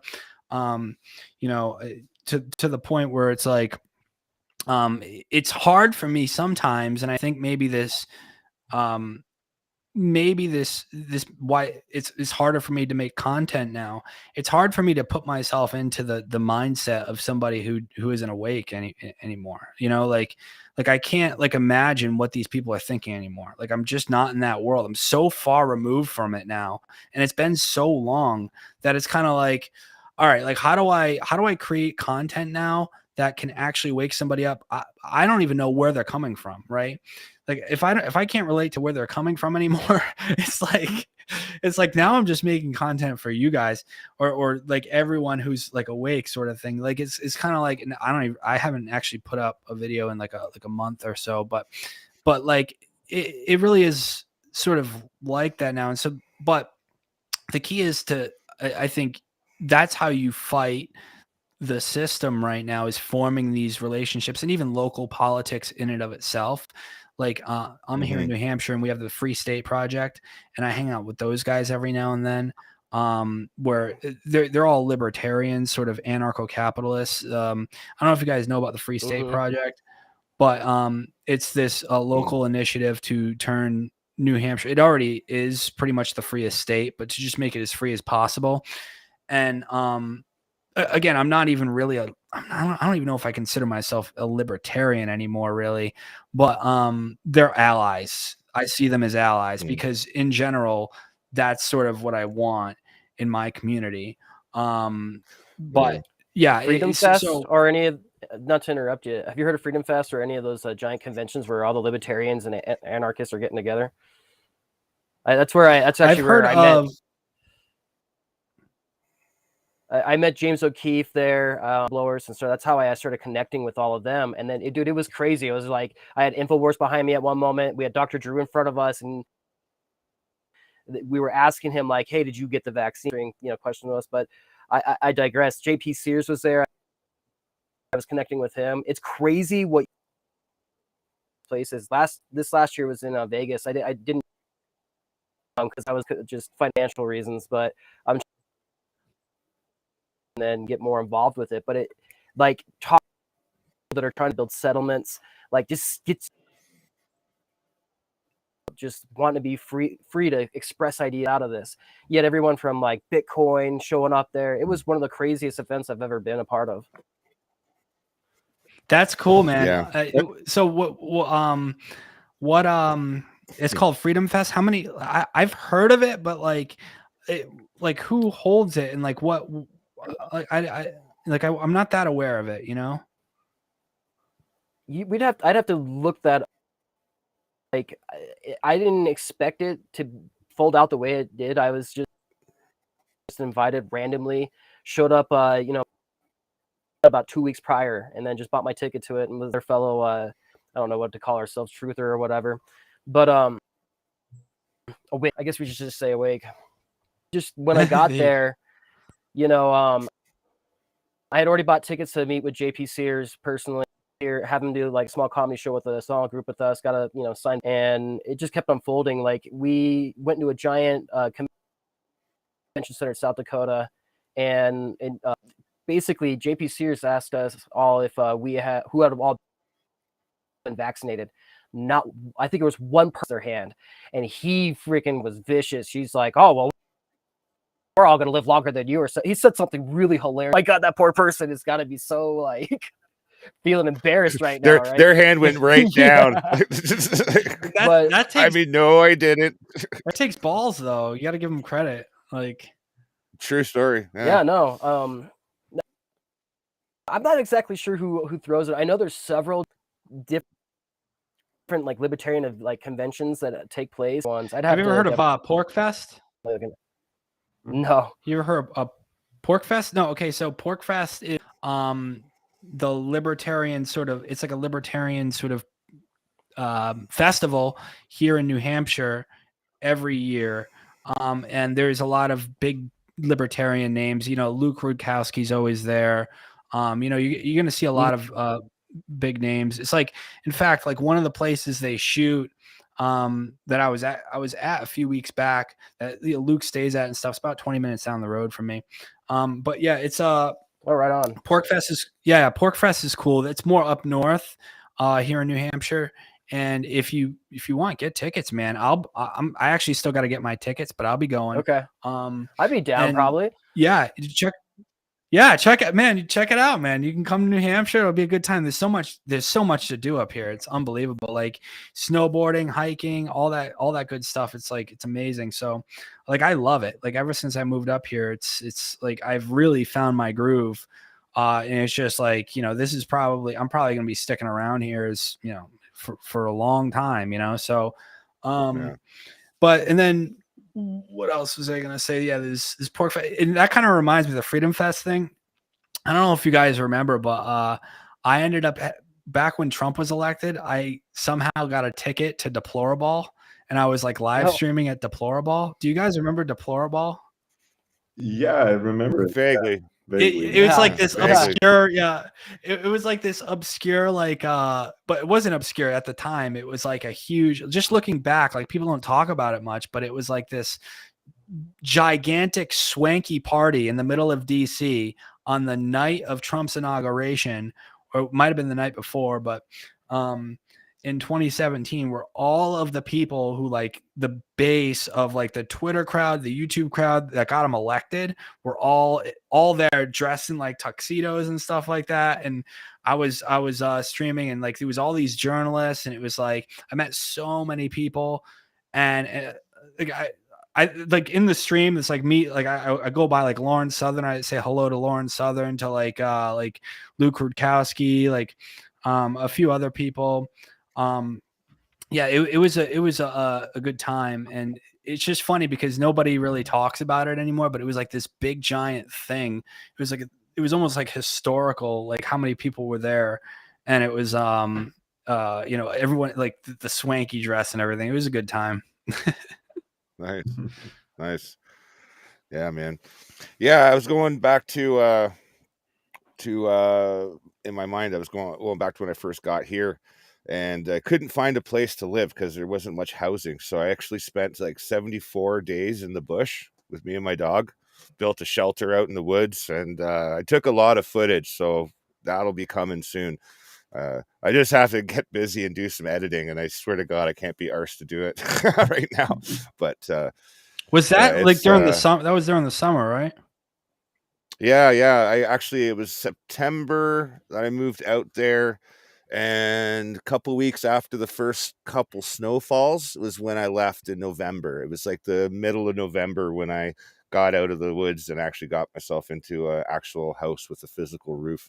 Wow, man. But it was pretty wild. So was it tough, like living out in the snow?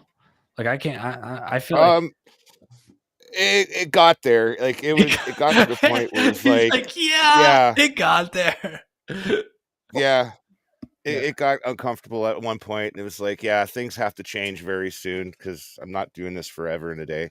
But at the end of it, though, it was interesting because I always had a town that was like 5-minute walk away from me, so I could go in, I could get stuff. So I would go in daily, get the things I need for that day, and then go back. I'd always have firewood going. I'd be lugging. I was jacked, man. At the end of 74 days, like dragging like deadfall and beached, wood. Like I was getting pretty fit, man. Like I was pretty jacked. Nice. That's all I gotta say. I got a little soft since then, but yeah. Oh man, we got to get you back out there, dude. Come on. Get you. Trust me. In the middle of a Canadian winter, dude. Like, oh, I hate the snow just to begin with. you know what you got to do, man. Here. If I were you, like I'd probably just move to like Florida or something. Find a way to get down there. Like, do you still need a vaccine to I think you do, right?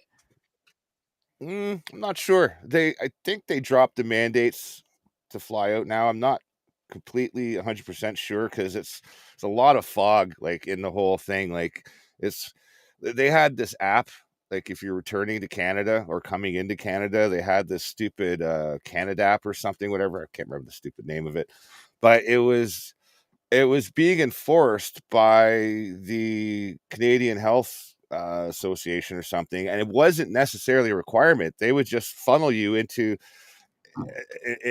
their direction, and then they'd be like, oh, if you're not vaccinated, then if you're not vaccinated, then you have to pay like exorbitant fines or this or that. It was horrible. Like, and like I said, like the rules have become so murky, like from province to province, like it's difficult to navigate. Like I'd actually have to do my research, but I don't think so. I think people are flying out now without needing a vaccine, but they might still try to get you coming back in. I don't know.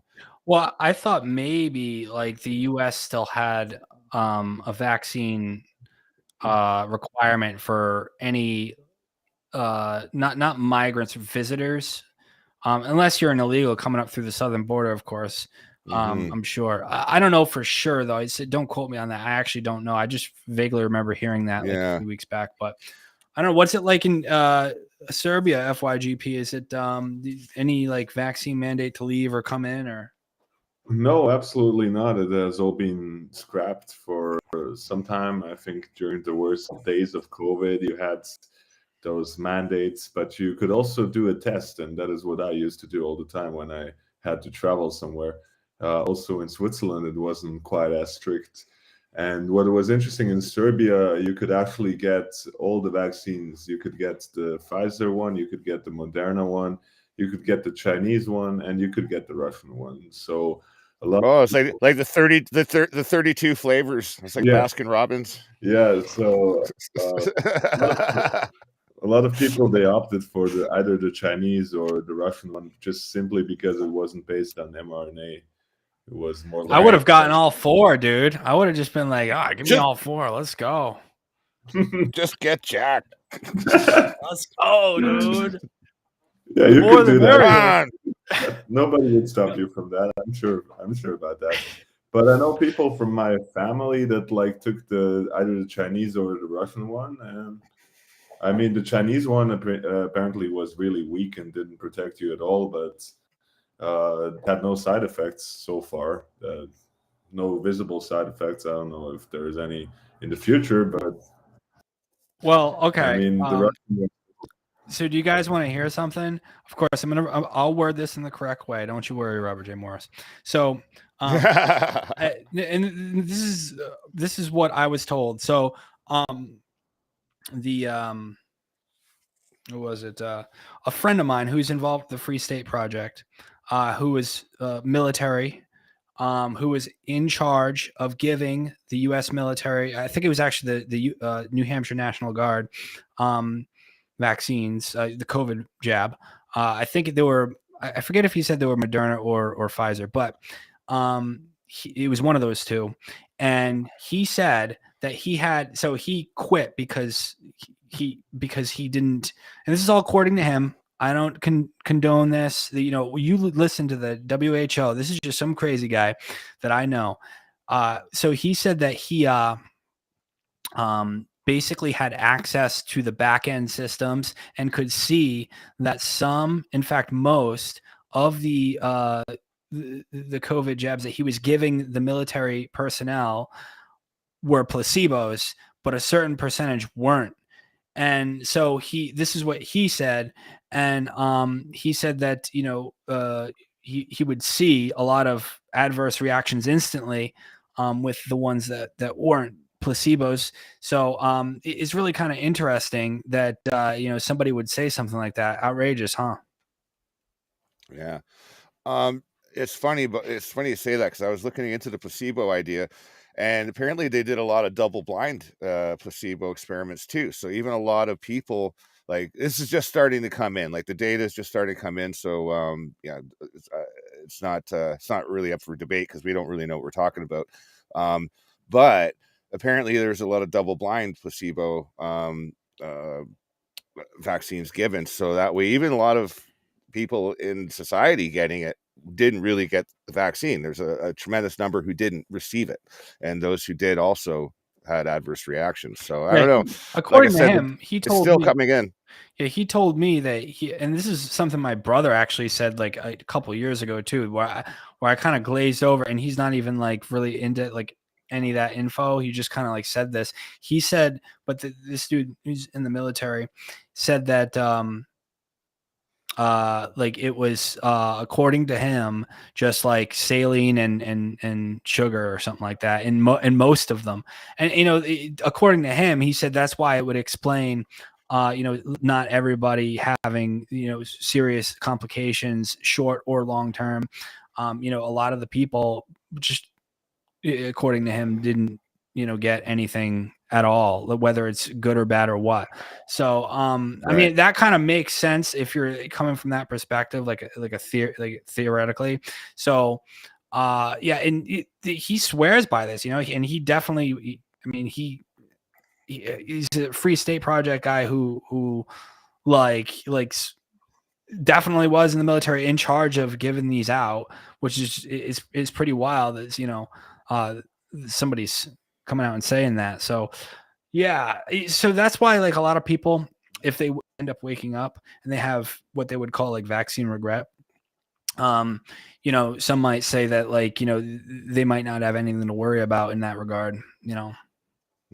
Exactly. And I think it's food for thought too, also to know that they wouldn't be if they weren't time sensitive, like the jabs and the boosters and all this, they weren't time sensitive, then there's a good potential for us to come out of this okay, and it'll just kind of we can push it behind us, you know what I mean? Just kind of get rid of it. That's what I'm hoping for. I mean, on the on catastrophic contagion. Well, here's the thing, right? Okay, the essence of what a vaccine is supposed to be meant to do, and it's on paper anyway, it's a good idea, and I'm all for it. If there was a contagion, they were shoveling bodies off the streets, I'd be like, sign me up. Like, you know what I mean? Give it to me. Are you talking? You know what I mean? Are you talking about like the war game by scenario? Yeah, I mean they had Johns Hopkins University. Yeah. That. Okay. Yes, Johns Hopkins University. Sorry, I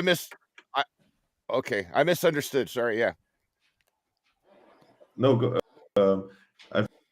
it was like in 2020 they had another one right before COVID, one of those mock Event sort 201. of pandemic. Event 201 it was called. So there was this other one Right. in 2022. So I don't know. I think they're prepping us for something to come for sure. I'm sure that the next pandemic will come probably before 2030. And also, what I'm worried about is actually cyber attack that actually Klaus Schwab talked about and foreshadowed.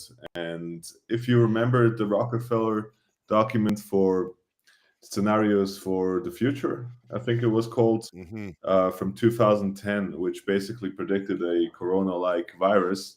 One of the other scenarios was a cyber attack that would just cause blackouts in lots of parts of Europe and the United States. So possibly we will have that happen, and I'm sure that Russia is going to be blamed for it.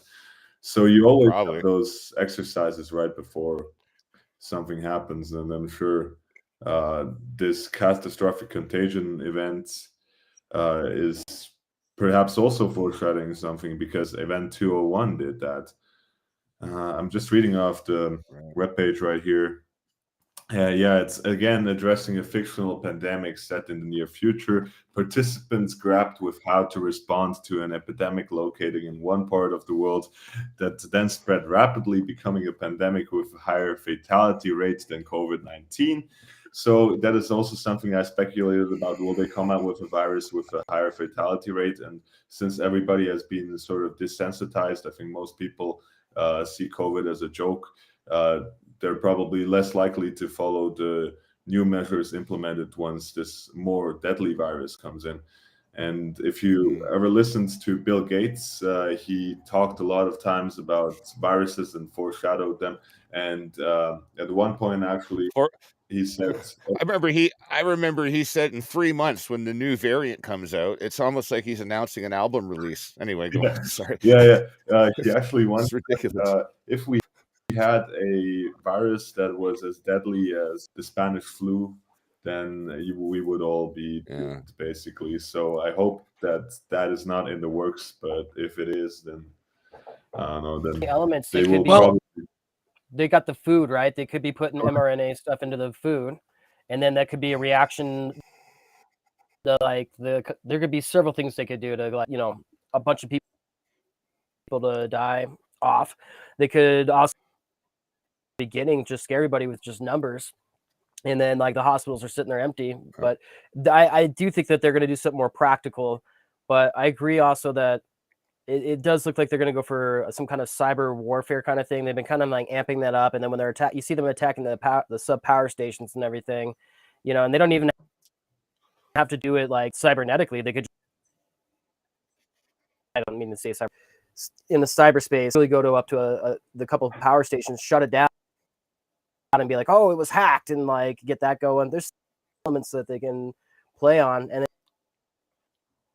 just could kind of be a little bit focused also, as well as the programming they'll be putting out through net machines, right? Because like right before the pandemic, they had Contagion, they had all these things that were starting to like replay and get people like so that they'd have that mindset, because we know the television, the screens are just manipulating people's behavior through the entertainment.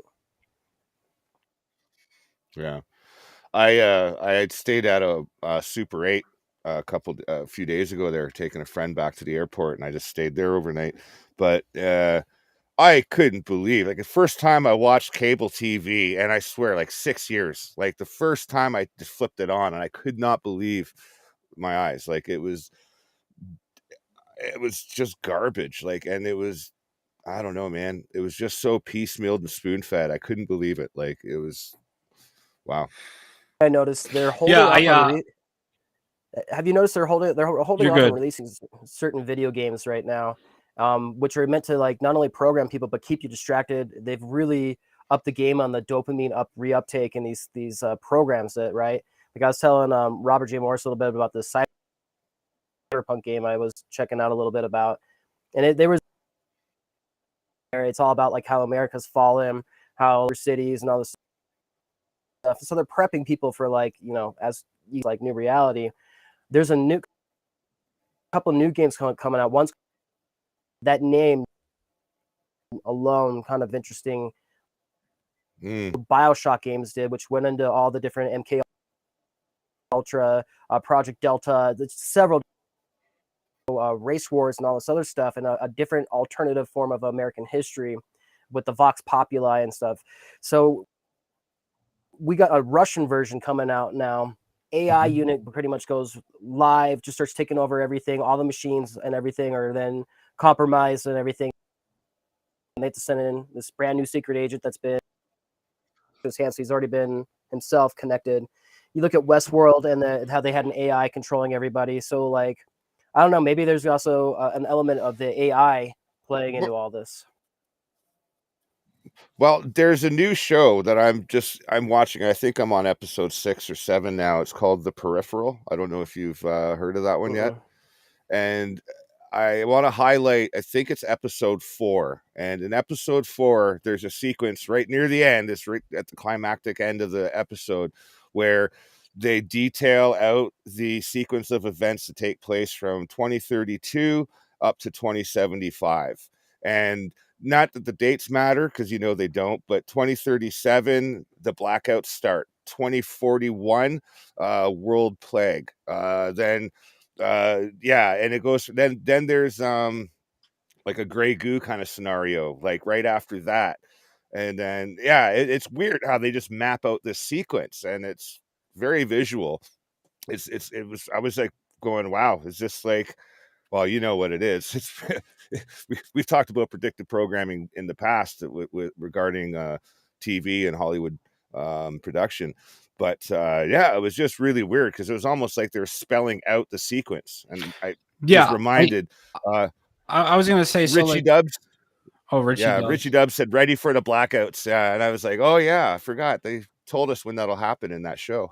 But anyway, go on. Yeah, I was going to say, so like a lot of this, I think we're going to see all of that. But what you got to realize is that, like, it's all going to be blamed on climate change. That's like the main key. So like blackouts, pandemic, all of these things, and sudden sort deaths. Of like they have this sudden deaths, the collapse of civilization and the cultural cohesion, and just like the psychological issues. All of this is going to be blamed on climate change and humanity as a whole. So it's going to be like this. It's going to be like, oh, why is it that meat at the grocery store is now $25 a pound for chicken, or like, what, why is it that there's a hurricane that hits, which was probably weather modified, some region with a large population, and then it's all destroyed. Why is it that your gas bill for your stove, of course they're now trying to say it's a dissonant act to cook food on your stove or something. Why is that so high, and why is it unavailable completely, and you can't heat your home in the winter in Canada or in Germany or whatever it is? It's going to be blamed on climate change. And then the blackouts and all of that, cyber attacks, all of this, they might add a little bit of Russia in there, maybe, but it's going to be blamed on climate change. So a lot of this is going to be blamed on climate change. And this is like such an important video, and I've gone over it probably, I think, 3 times in the history of my channel. And it is just so it's like, I don't want to say it's like a what do you call it? I can't think of the word, but it's just so important. Planned obsolescence. Yeah. We were talking about this the other night, actually, when we were. No, not planned obsolescence. Plannedopolis is the name of the video. Sorry. It's called Plannedopolis, and it's put out by Forum for the Future, and it's a cartoon put out by Forum for the Future. It's like one of these globalist groups.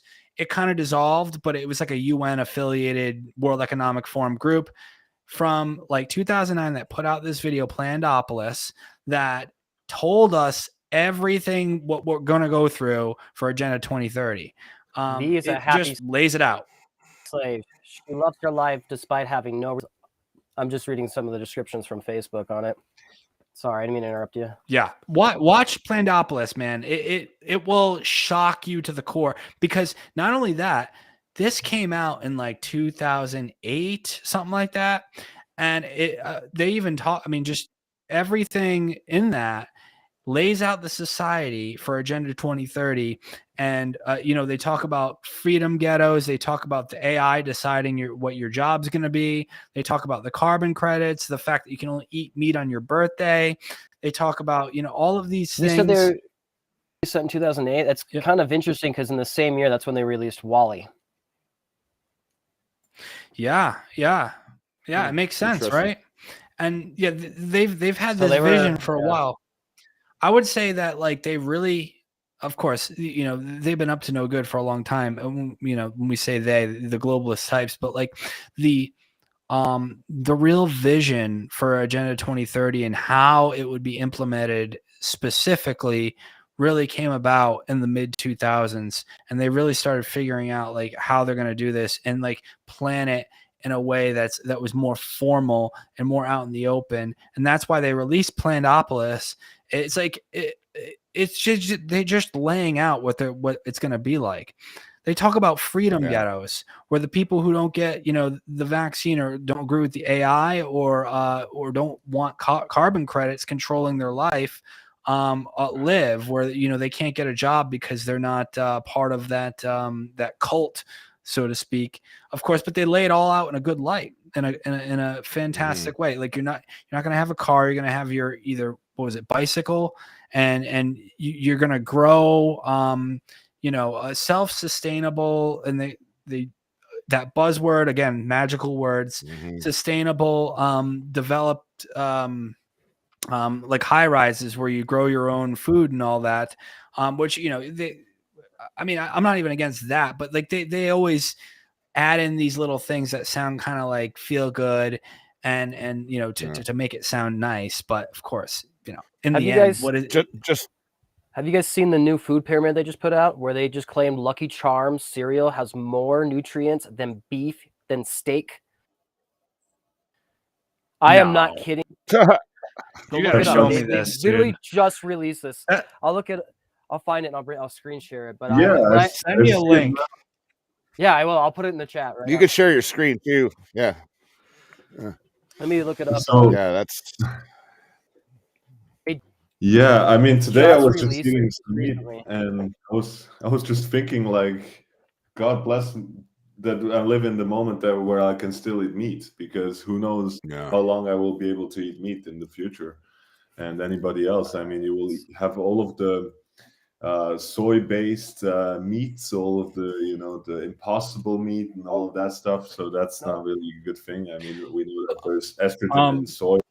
So Conspiracy. Sorry, I gotta interrupt. Conspiracy Occult Illuminati New World Order Media Review said that Plandopolis came out in 2012. I'm almost 100% sure that is not true. I first saw it 100% before 2012. You might be looking at a post that says that, but that's erroneous. I know for a fact it was like at least 2010 or before. But anyway, so I just wanted to say that just to clear it up. So Watermelon is at the top. Watermelon has, out of all the fruits, it has the least amount of nutrients. And then you're looking at, also they have like M&Ms and are beef, like whole milk is down here. And where's let's see, almond milk I believe is somewhere up here somewhere. Ground beef's at the bottom. That is like ground. Yeah. All right, first of all, beef is a superfood. I knew you were when I showed this to you. You're gonna be like, no way. No, I'm triggered. I'm triggered right now. Like I am so offended by this.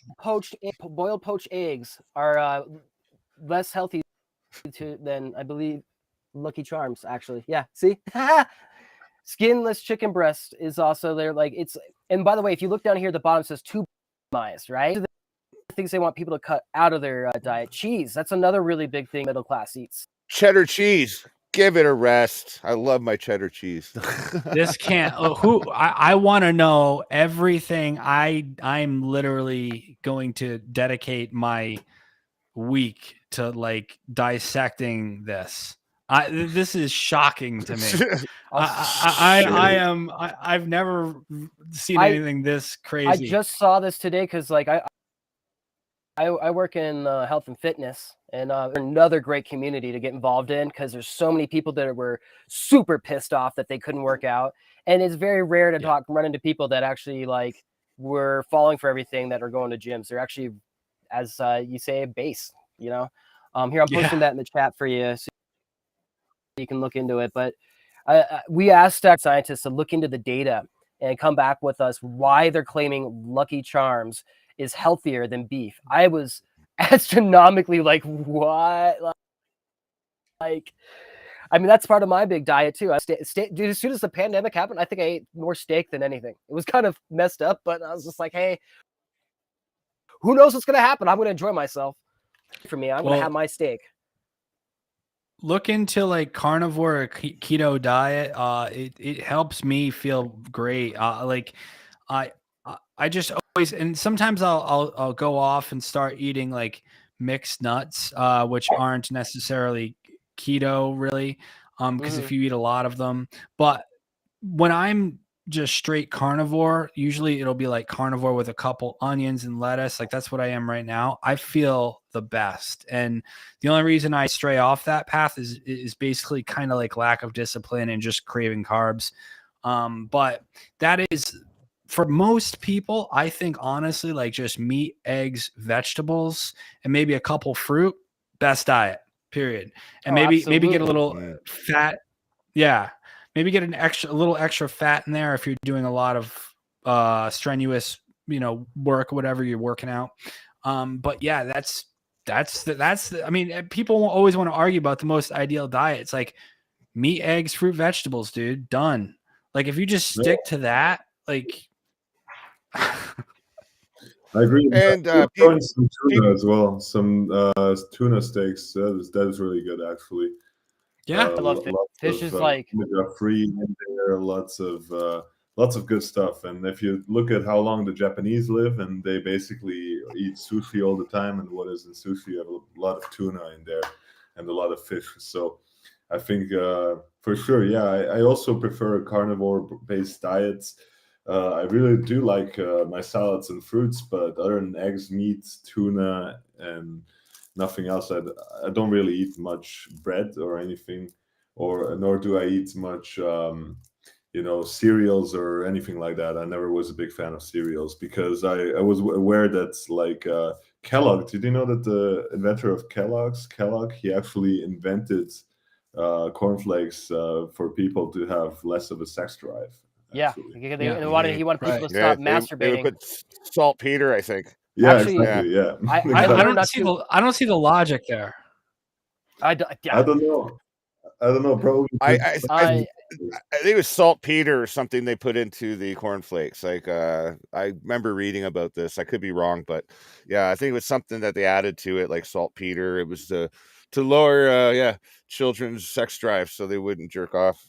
Any of you would have seen that. Whatever. But on Netflix, actually, they put out this documentary about circumcision, and they were going into like all these crazy things about how it's harder for men to masturbate, it's harder for like you to get women pregnant. There's a lot of like things that go into like having that foreskin, and like they always I guess Bill and Melinda Gates were part of the whole like off. Well, it's because the penis gets dirty, you have to remove that because they're just too stupid to take care of their own bodies and wash that part as their body.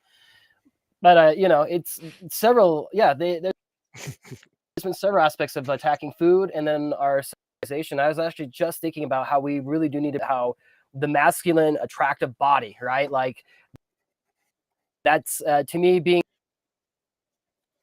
They're pushing that really hard. It's really big in the LGBTQ nonsense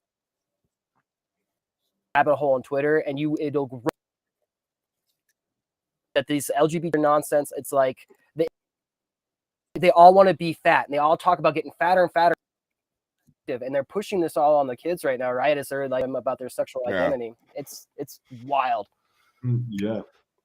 And Well, Jordan Peterson got into trouble for fat shaming a Sports Illustrated model, which said, this is beauty, and it's like, no, he's not. No, it's not. It's like, well, it's tough. Like, I don't know if well, I don't know how many you guys are single, but like if you're on a dating app or just going out in public, whatever, it's like, oh man, like almost all girls are fat nowadays. Like it's like it's tough, to find a girl who isn't like at least somewhat fat. Like it never used to be that way. That's not normal. Like, it's not. tough. It's tough to find one who knows how to cook too. oh yeah, Yeah, and it's fucking impossible. yeah. Well, at least if she's got that going, she can be a little bit chubby. That's all good. And like Well, the I'm other not thing- even Yeah. a stickler for that. I was gonna say like I'm not even like Sorry. Go ahead. No, All right, you go yeah, ahead. I'll just go. Yeah, all right. So I think you might have like a delay. That's why sometimes that happens, just so you know. But anyways, yeah, like I'm not even like I used to be like a huge stickler on that, like all about like the bikini like body sort of Giselle Brady sort of thing. But I'm more now a little more toward definitely not fat or even chubby, just a little more like, curvy. I think that's kind of in right now, just a little bit. Like when I say a little bit, I mean just like I'd say that's healthy No, I too, agree. because I agree. if you're going to raise a child, you need to have like the appropriate body fat to actually support that, right? Like we want as men that want to like believe one of the greatest things you can achieve in manhood, and raising that, and that's reaching a new form of adulthood, even because you're giving up even more of like, well, whatever things that like we fill up in our free You're time. giving up all. Yeah, you're giving up all your silly ways, and now you're achieving a new goal, and that's to, hopefully create somebody that is better off than yourself. Like that's like I think the imperative, especially for Gen X and Gen Y, like we have one job to do, and that's to leave this place a little bit better than we fucking found it. Period. Like there's one job, that's it, right there. No, you're on point right there, and just to sort of add, well, I don't know. In America, it's probably different, but here in Serbia, there's a lot of like really tall, skinny girls. Some are also a bit on the. Serbian girls are amazing. Yeah, they are really. I mean, I had girls that looked like supermodels, and I don't know booking how, a flight. Here we go. Let's go. No, Right, we're all going. We're going together. Serbia. Flights to Serbia. Let's Serbia. go. I mean, they are really difficult to get with, but it's worth it because here we have traditional women that actually won't go out with a guy unless they have serious intentions with him, and you have to prove yourselves to them. You have to but I think it's worth it, and that's how women should be. Dude, guys, hold on. I have to interrupt because I actually went on a date today. And I just kind of want to tell this is what I'm talking about. Okay. Like I have so many stories from the past couple months from this stuff. So, like I didn't even want to like go on this date. This girl, she was like cute, whatever. But I'm saying this to illustrate like sort of the state of what's going on, like this dating scene right now, because I'm in it, dude. And it is, unless you're meeting like a girl at church or something, they're all like are gone. So this girl, so she was cute, all that. Met up with her at like Panera or whatever. We got like a coffee earlier today, right? And she like within 5 minutes, she drops the bomb. She's married. Okay, so she yeah. Married, legally married. And I'm like, oh, so, and I'm like asking her about stuff. And she's like, well, yeah. So, and she's like, yeah, well, and this is like a very pretty girl, professional. She like manages a team of like, what'd she say? I don't even know, psychiatrists or something like that. And so I'm like, oh, okay, so like, what are you like? Is this about like a non-ethically non-monogamous, whatever that is? Is that what this? Like, I literally just asked her that, and by the way, this is right after me telling her like I'm a Christian and just got out of church. So she just spelled it out, and I was like, okay. And so she's like, no. I got separated, and me and my husband are separated. It's been 2 weeks. 2 weeks. 2 weeks. 2 weeks. Her and her husband got separated 2 weeks ago. And I'm like, oh my fast mover. God, dude, this is bad. So like, you know what that means, I right? just to humor, actually, go ahead. There must have been no substance. It would be my guess, and that's a lot of things. And she's right already looking for maybe the new fling, right? Because I want to jump right back in and just get like, get that magic. Well, I don't know. I think it was wrong. something else. And this is what. Well, let me explain. You probably know what I'm talking about when I say this. So, it was the girl who married the guy that was her high school sweetheart that went through her entire late teens and entire 20s, because she was in her early 30s, being married. I don't think she said she had kids though. She probably doesn't want kids. She doesn't seem like the type. So she went through her entire like 20s without being able to get around and party or something. And so she kind of had like this modern mind breakdown where it was like, oh my gosh, I gotta get out there and sort of live or make up for the life I miss, the good life of being a slut. But that's sort of, and you see that, like I've seen that before, where it's like, they want to relive their early 20s over again because they were married or they had kids or something, and they feel like they missed out when in reality they didn't miss out on anything. But like, right, so they're not feeling fulfilled. I think that's probably what it was. And there was more to it. So what I started to do, this is kind of like the icing on the cake. I started trying to evangelize to her to like get her to come to church and like accept Christ. So that's what I started to kind of try to do. So I started, like, she's agnostic, so I was talking to her about that a little bit, and so I'm gonna hit her up. I'm not interested in this girl at all. I just want to try to get her to church and try to get her like saved. That's like what I'm gonna try to do, and I probably won't work. But so like at the end of this week, so I'm just gonna text her, be like, hey, you should come to like church and try it. So I'm the Tinder evangelist, boy. So that's what I'm doing. Do they still do the fire at your church? Like, because like my church has gone on contemporary, so like, and I don't mind it, but I having the whole everyone gets a musician. And so like, I've been wanting to donate some time to find one of the churches out here that does a part of that. I don't know, something about singing, it's just. Oh yeah, it's absolutely essential to have some form of music. There's different. Obviously, there's just so many different expressions of Christianity in America. It's kind of like it's kind of tough. The one I go to though, the one I went to in Rhode Island was just like a Baptist, sort of Southern Baptist, had a choir, very formal dress and all of that.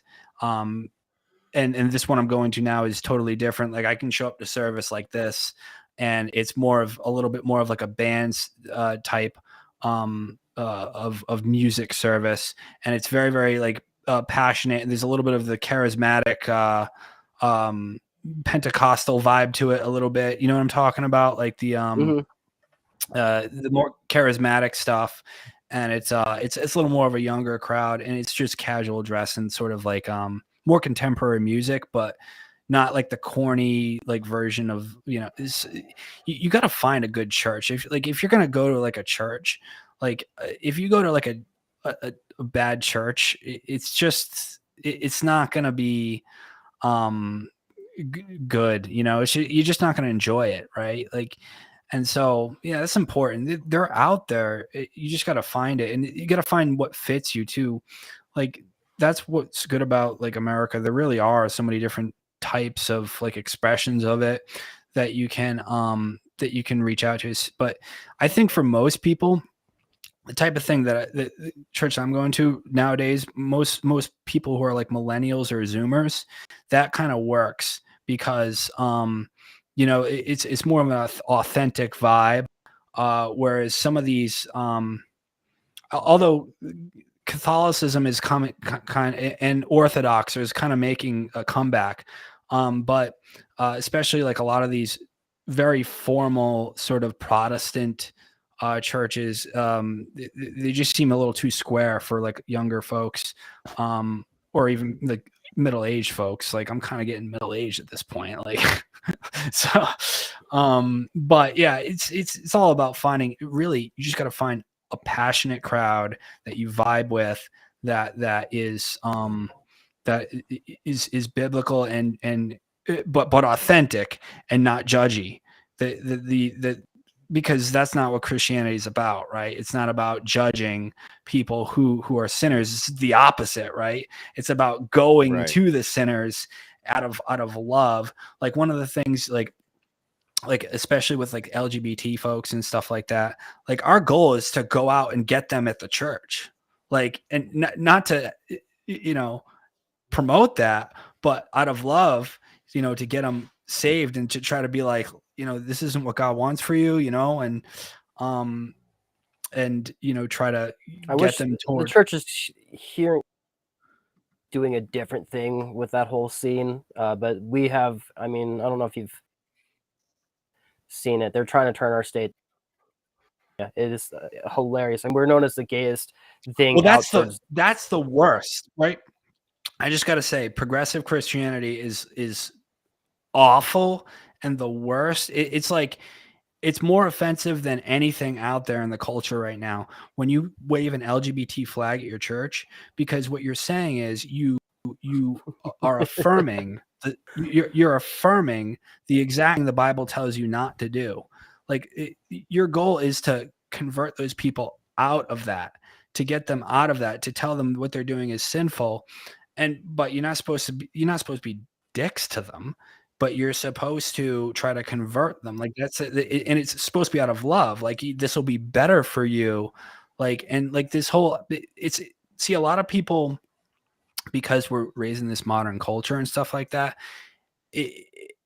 there's a lot of brainwashing for this in the 90s and the 2000s. This idea that you can sort of lead a trans or a gay person away from that, and toward like a more traditional lifestyle, and obviously like a relationship with the opposite sex, like it's supposed to be. But it can be done. It literally can be done, because we as Christians believe in God, and God can work miracles. And it's like, it doesn't matter if they were born that way. You know what I mean? Like, and of course, not everybody is going to be like saved or whatever. Some people will walk away and ghost you, but you know, it's, you know, and it's not even like most gay folks aren't even going to have it. Like, but it's not just that, you know, but that's just an element of it. The progressive Christianity thing is just awful. It's so bad. It's like, it's got to be the worst. Like for me, it's got to be the most offensive thing out there. Like it's worse. It's basically just as bad to me as putting kids on, you know, hormones when they're 12 to sterilize them. It's just as bad, because I just find it so offensive. You know, it's a heresy. And yeah, hell yeah, man. Anyways. It's beyond evil. There's a lot of like LGBT thing. There's a reason why they're telling the kids all this crazy stuff when starting preschool. 10 years old. I mean, you're adult. I was trying to look it up, and I don't think Google's going to allow me to find it. But when I was going through a bunch of psychology books way back in the day, you know, there was adolescence is when we desires and tastes, and when I'm not gonna try to like start a huge fight about how other people's belief system on all of this. I think that like we've really lost a really good understanding of what it is really to be human, and that's one of the things that they're trying to turn upside down, right? When we talk about Stranger Things and all the stuff they're doing with the food, the plastics, everything they've been doing in the brain. And it's funny that actually after school, that YouTube channel, they just put out a video going into how BP in the plastic was chemically causing the hormones in our bodies to change, testosterone levels to change, which would change the length in between between your anus and your genitals. Have a big reflection on how big your products are going to go into this. And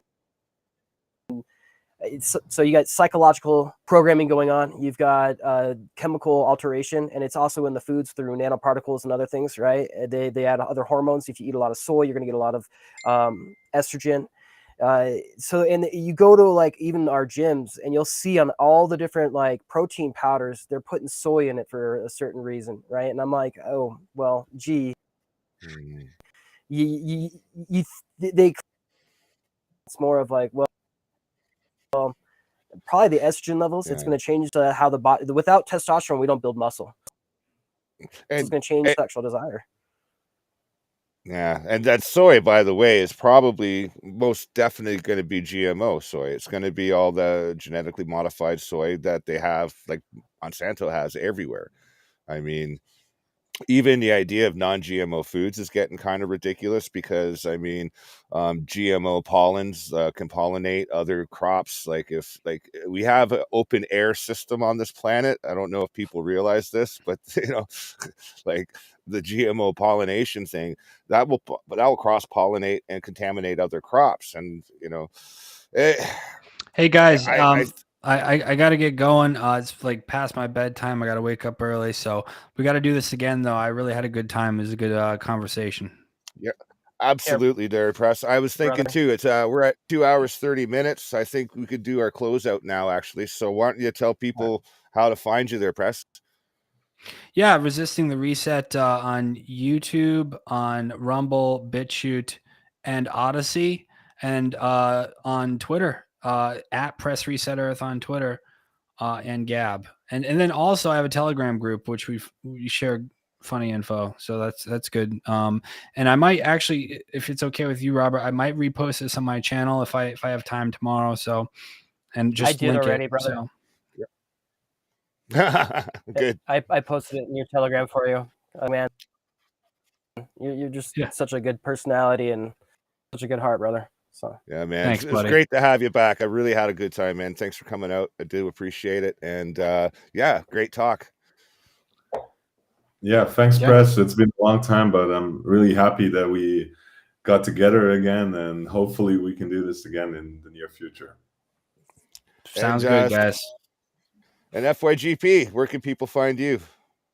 People can find me on YouTube under Free Yourselves Globally Project. I also have a Twitter account under the same name, and I also have a Rumble account where I upload the videos that have been banned on YouTube. So all of those are called Free Yourselves Globally Project. And not fuck you, Google Plus. Not fuck you, Google Plus. Yeah. I still like want to call you that just because it's like such a cool name. But Free Yourselves Globally Project is much more relevant and appropriate, but it's still yeah. And Cerebral Pisces, how about you? Where do people find you and your stuff? Cerebral Pisces on YouTube, just as Cerebral Pisces, or on Twitter as Cerebral Pi. I dives into media and other people that are used to promote propaganda. So feel free to follow me. Awesome. Well, you all know me, so I'm not going to say much about me, but just say thanks to all of you for being here. And I guess we'll end the stream, and we'll do it again on tomorrow's Daily Noonerino. We'll see who we find for that show, and hopefully I can get you guys to come back and join me at your earliest conveniences. So I guess that's all we got for today. It's always noon somewhere, and this has been your Daily Noonerino. Thanks, guys. Peace out.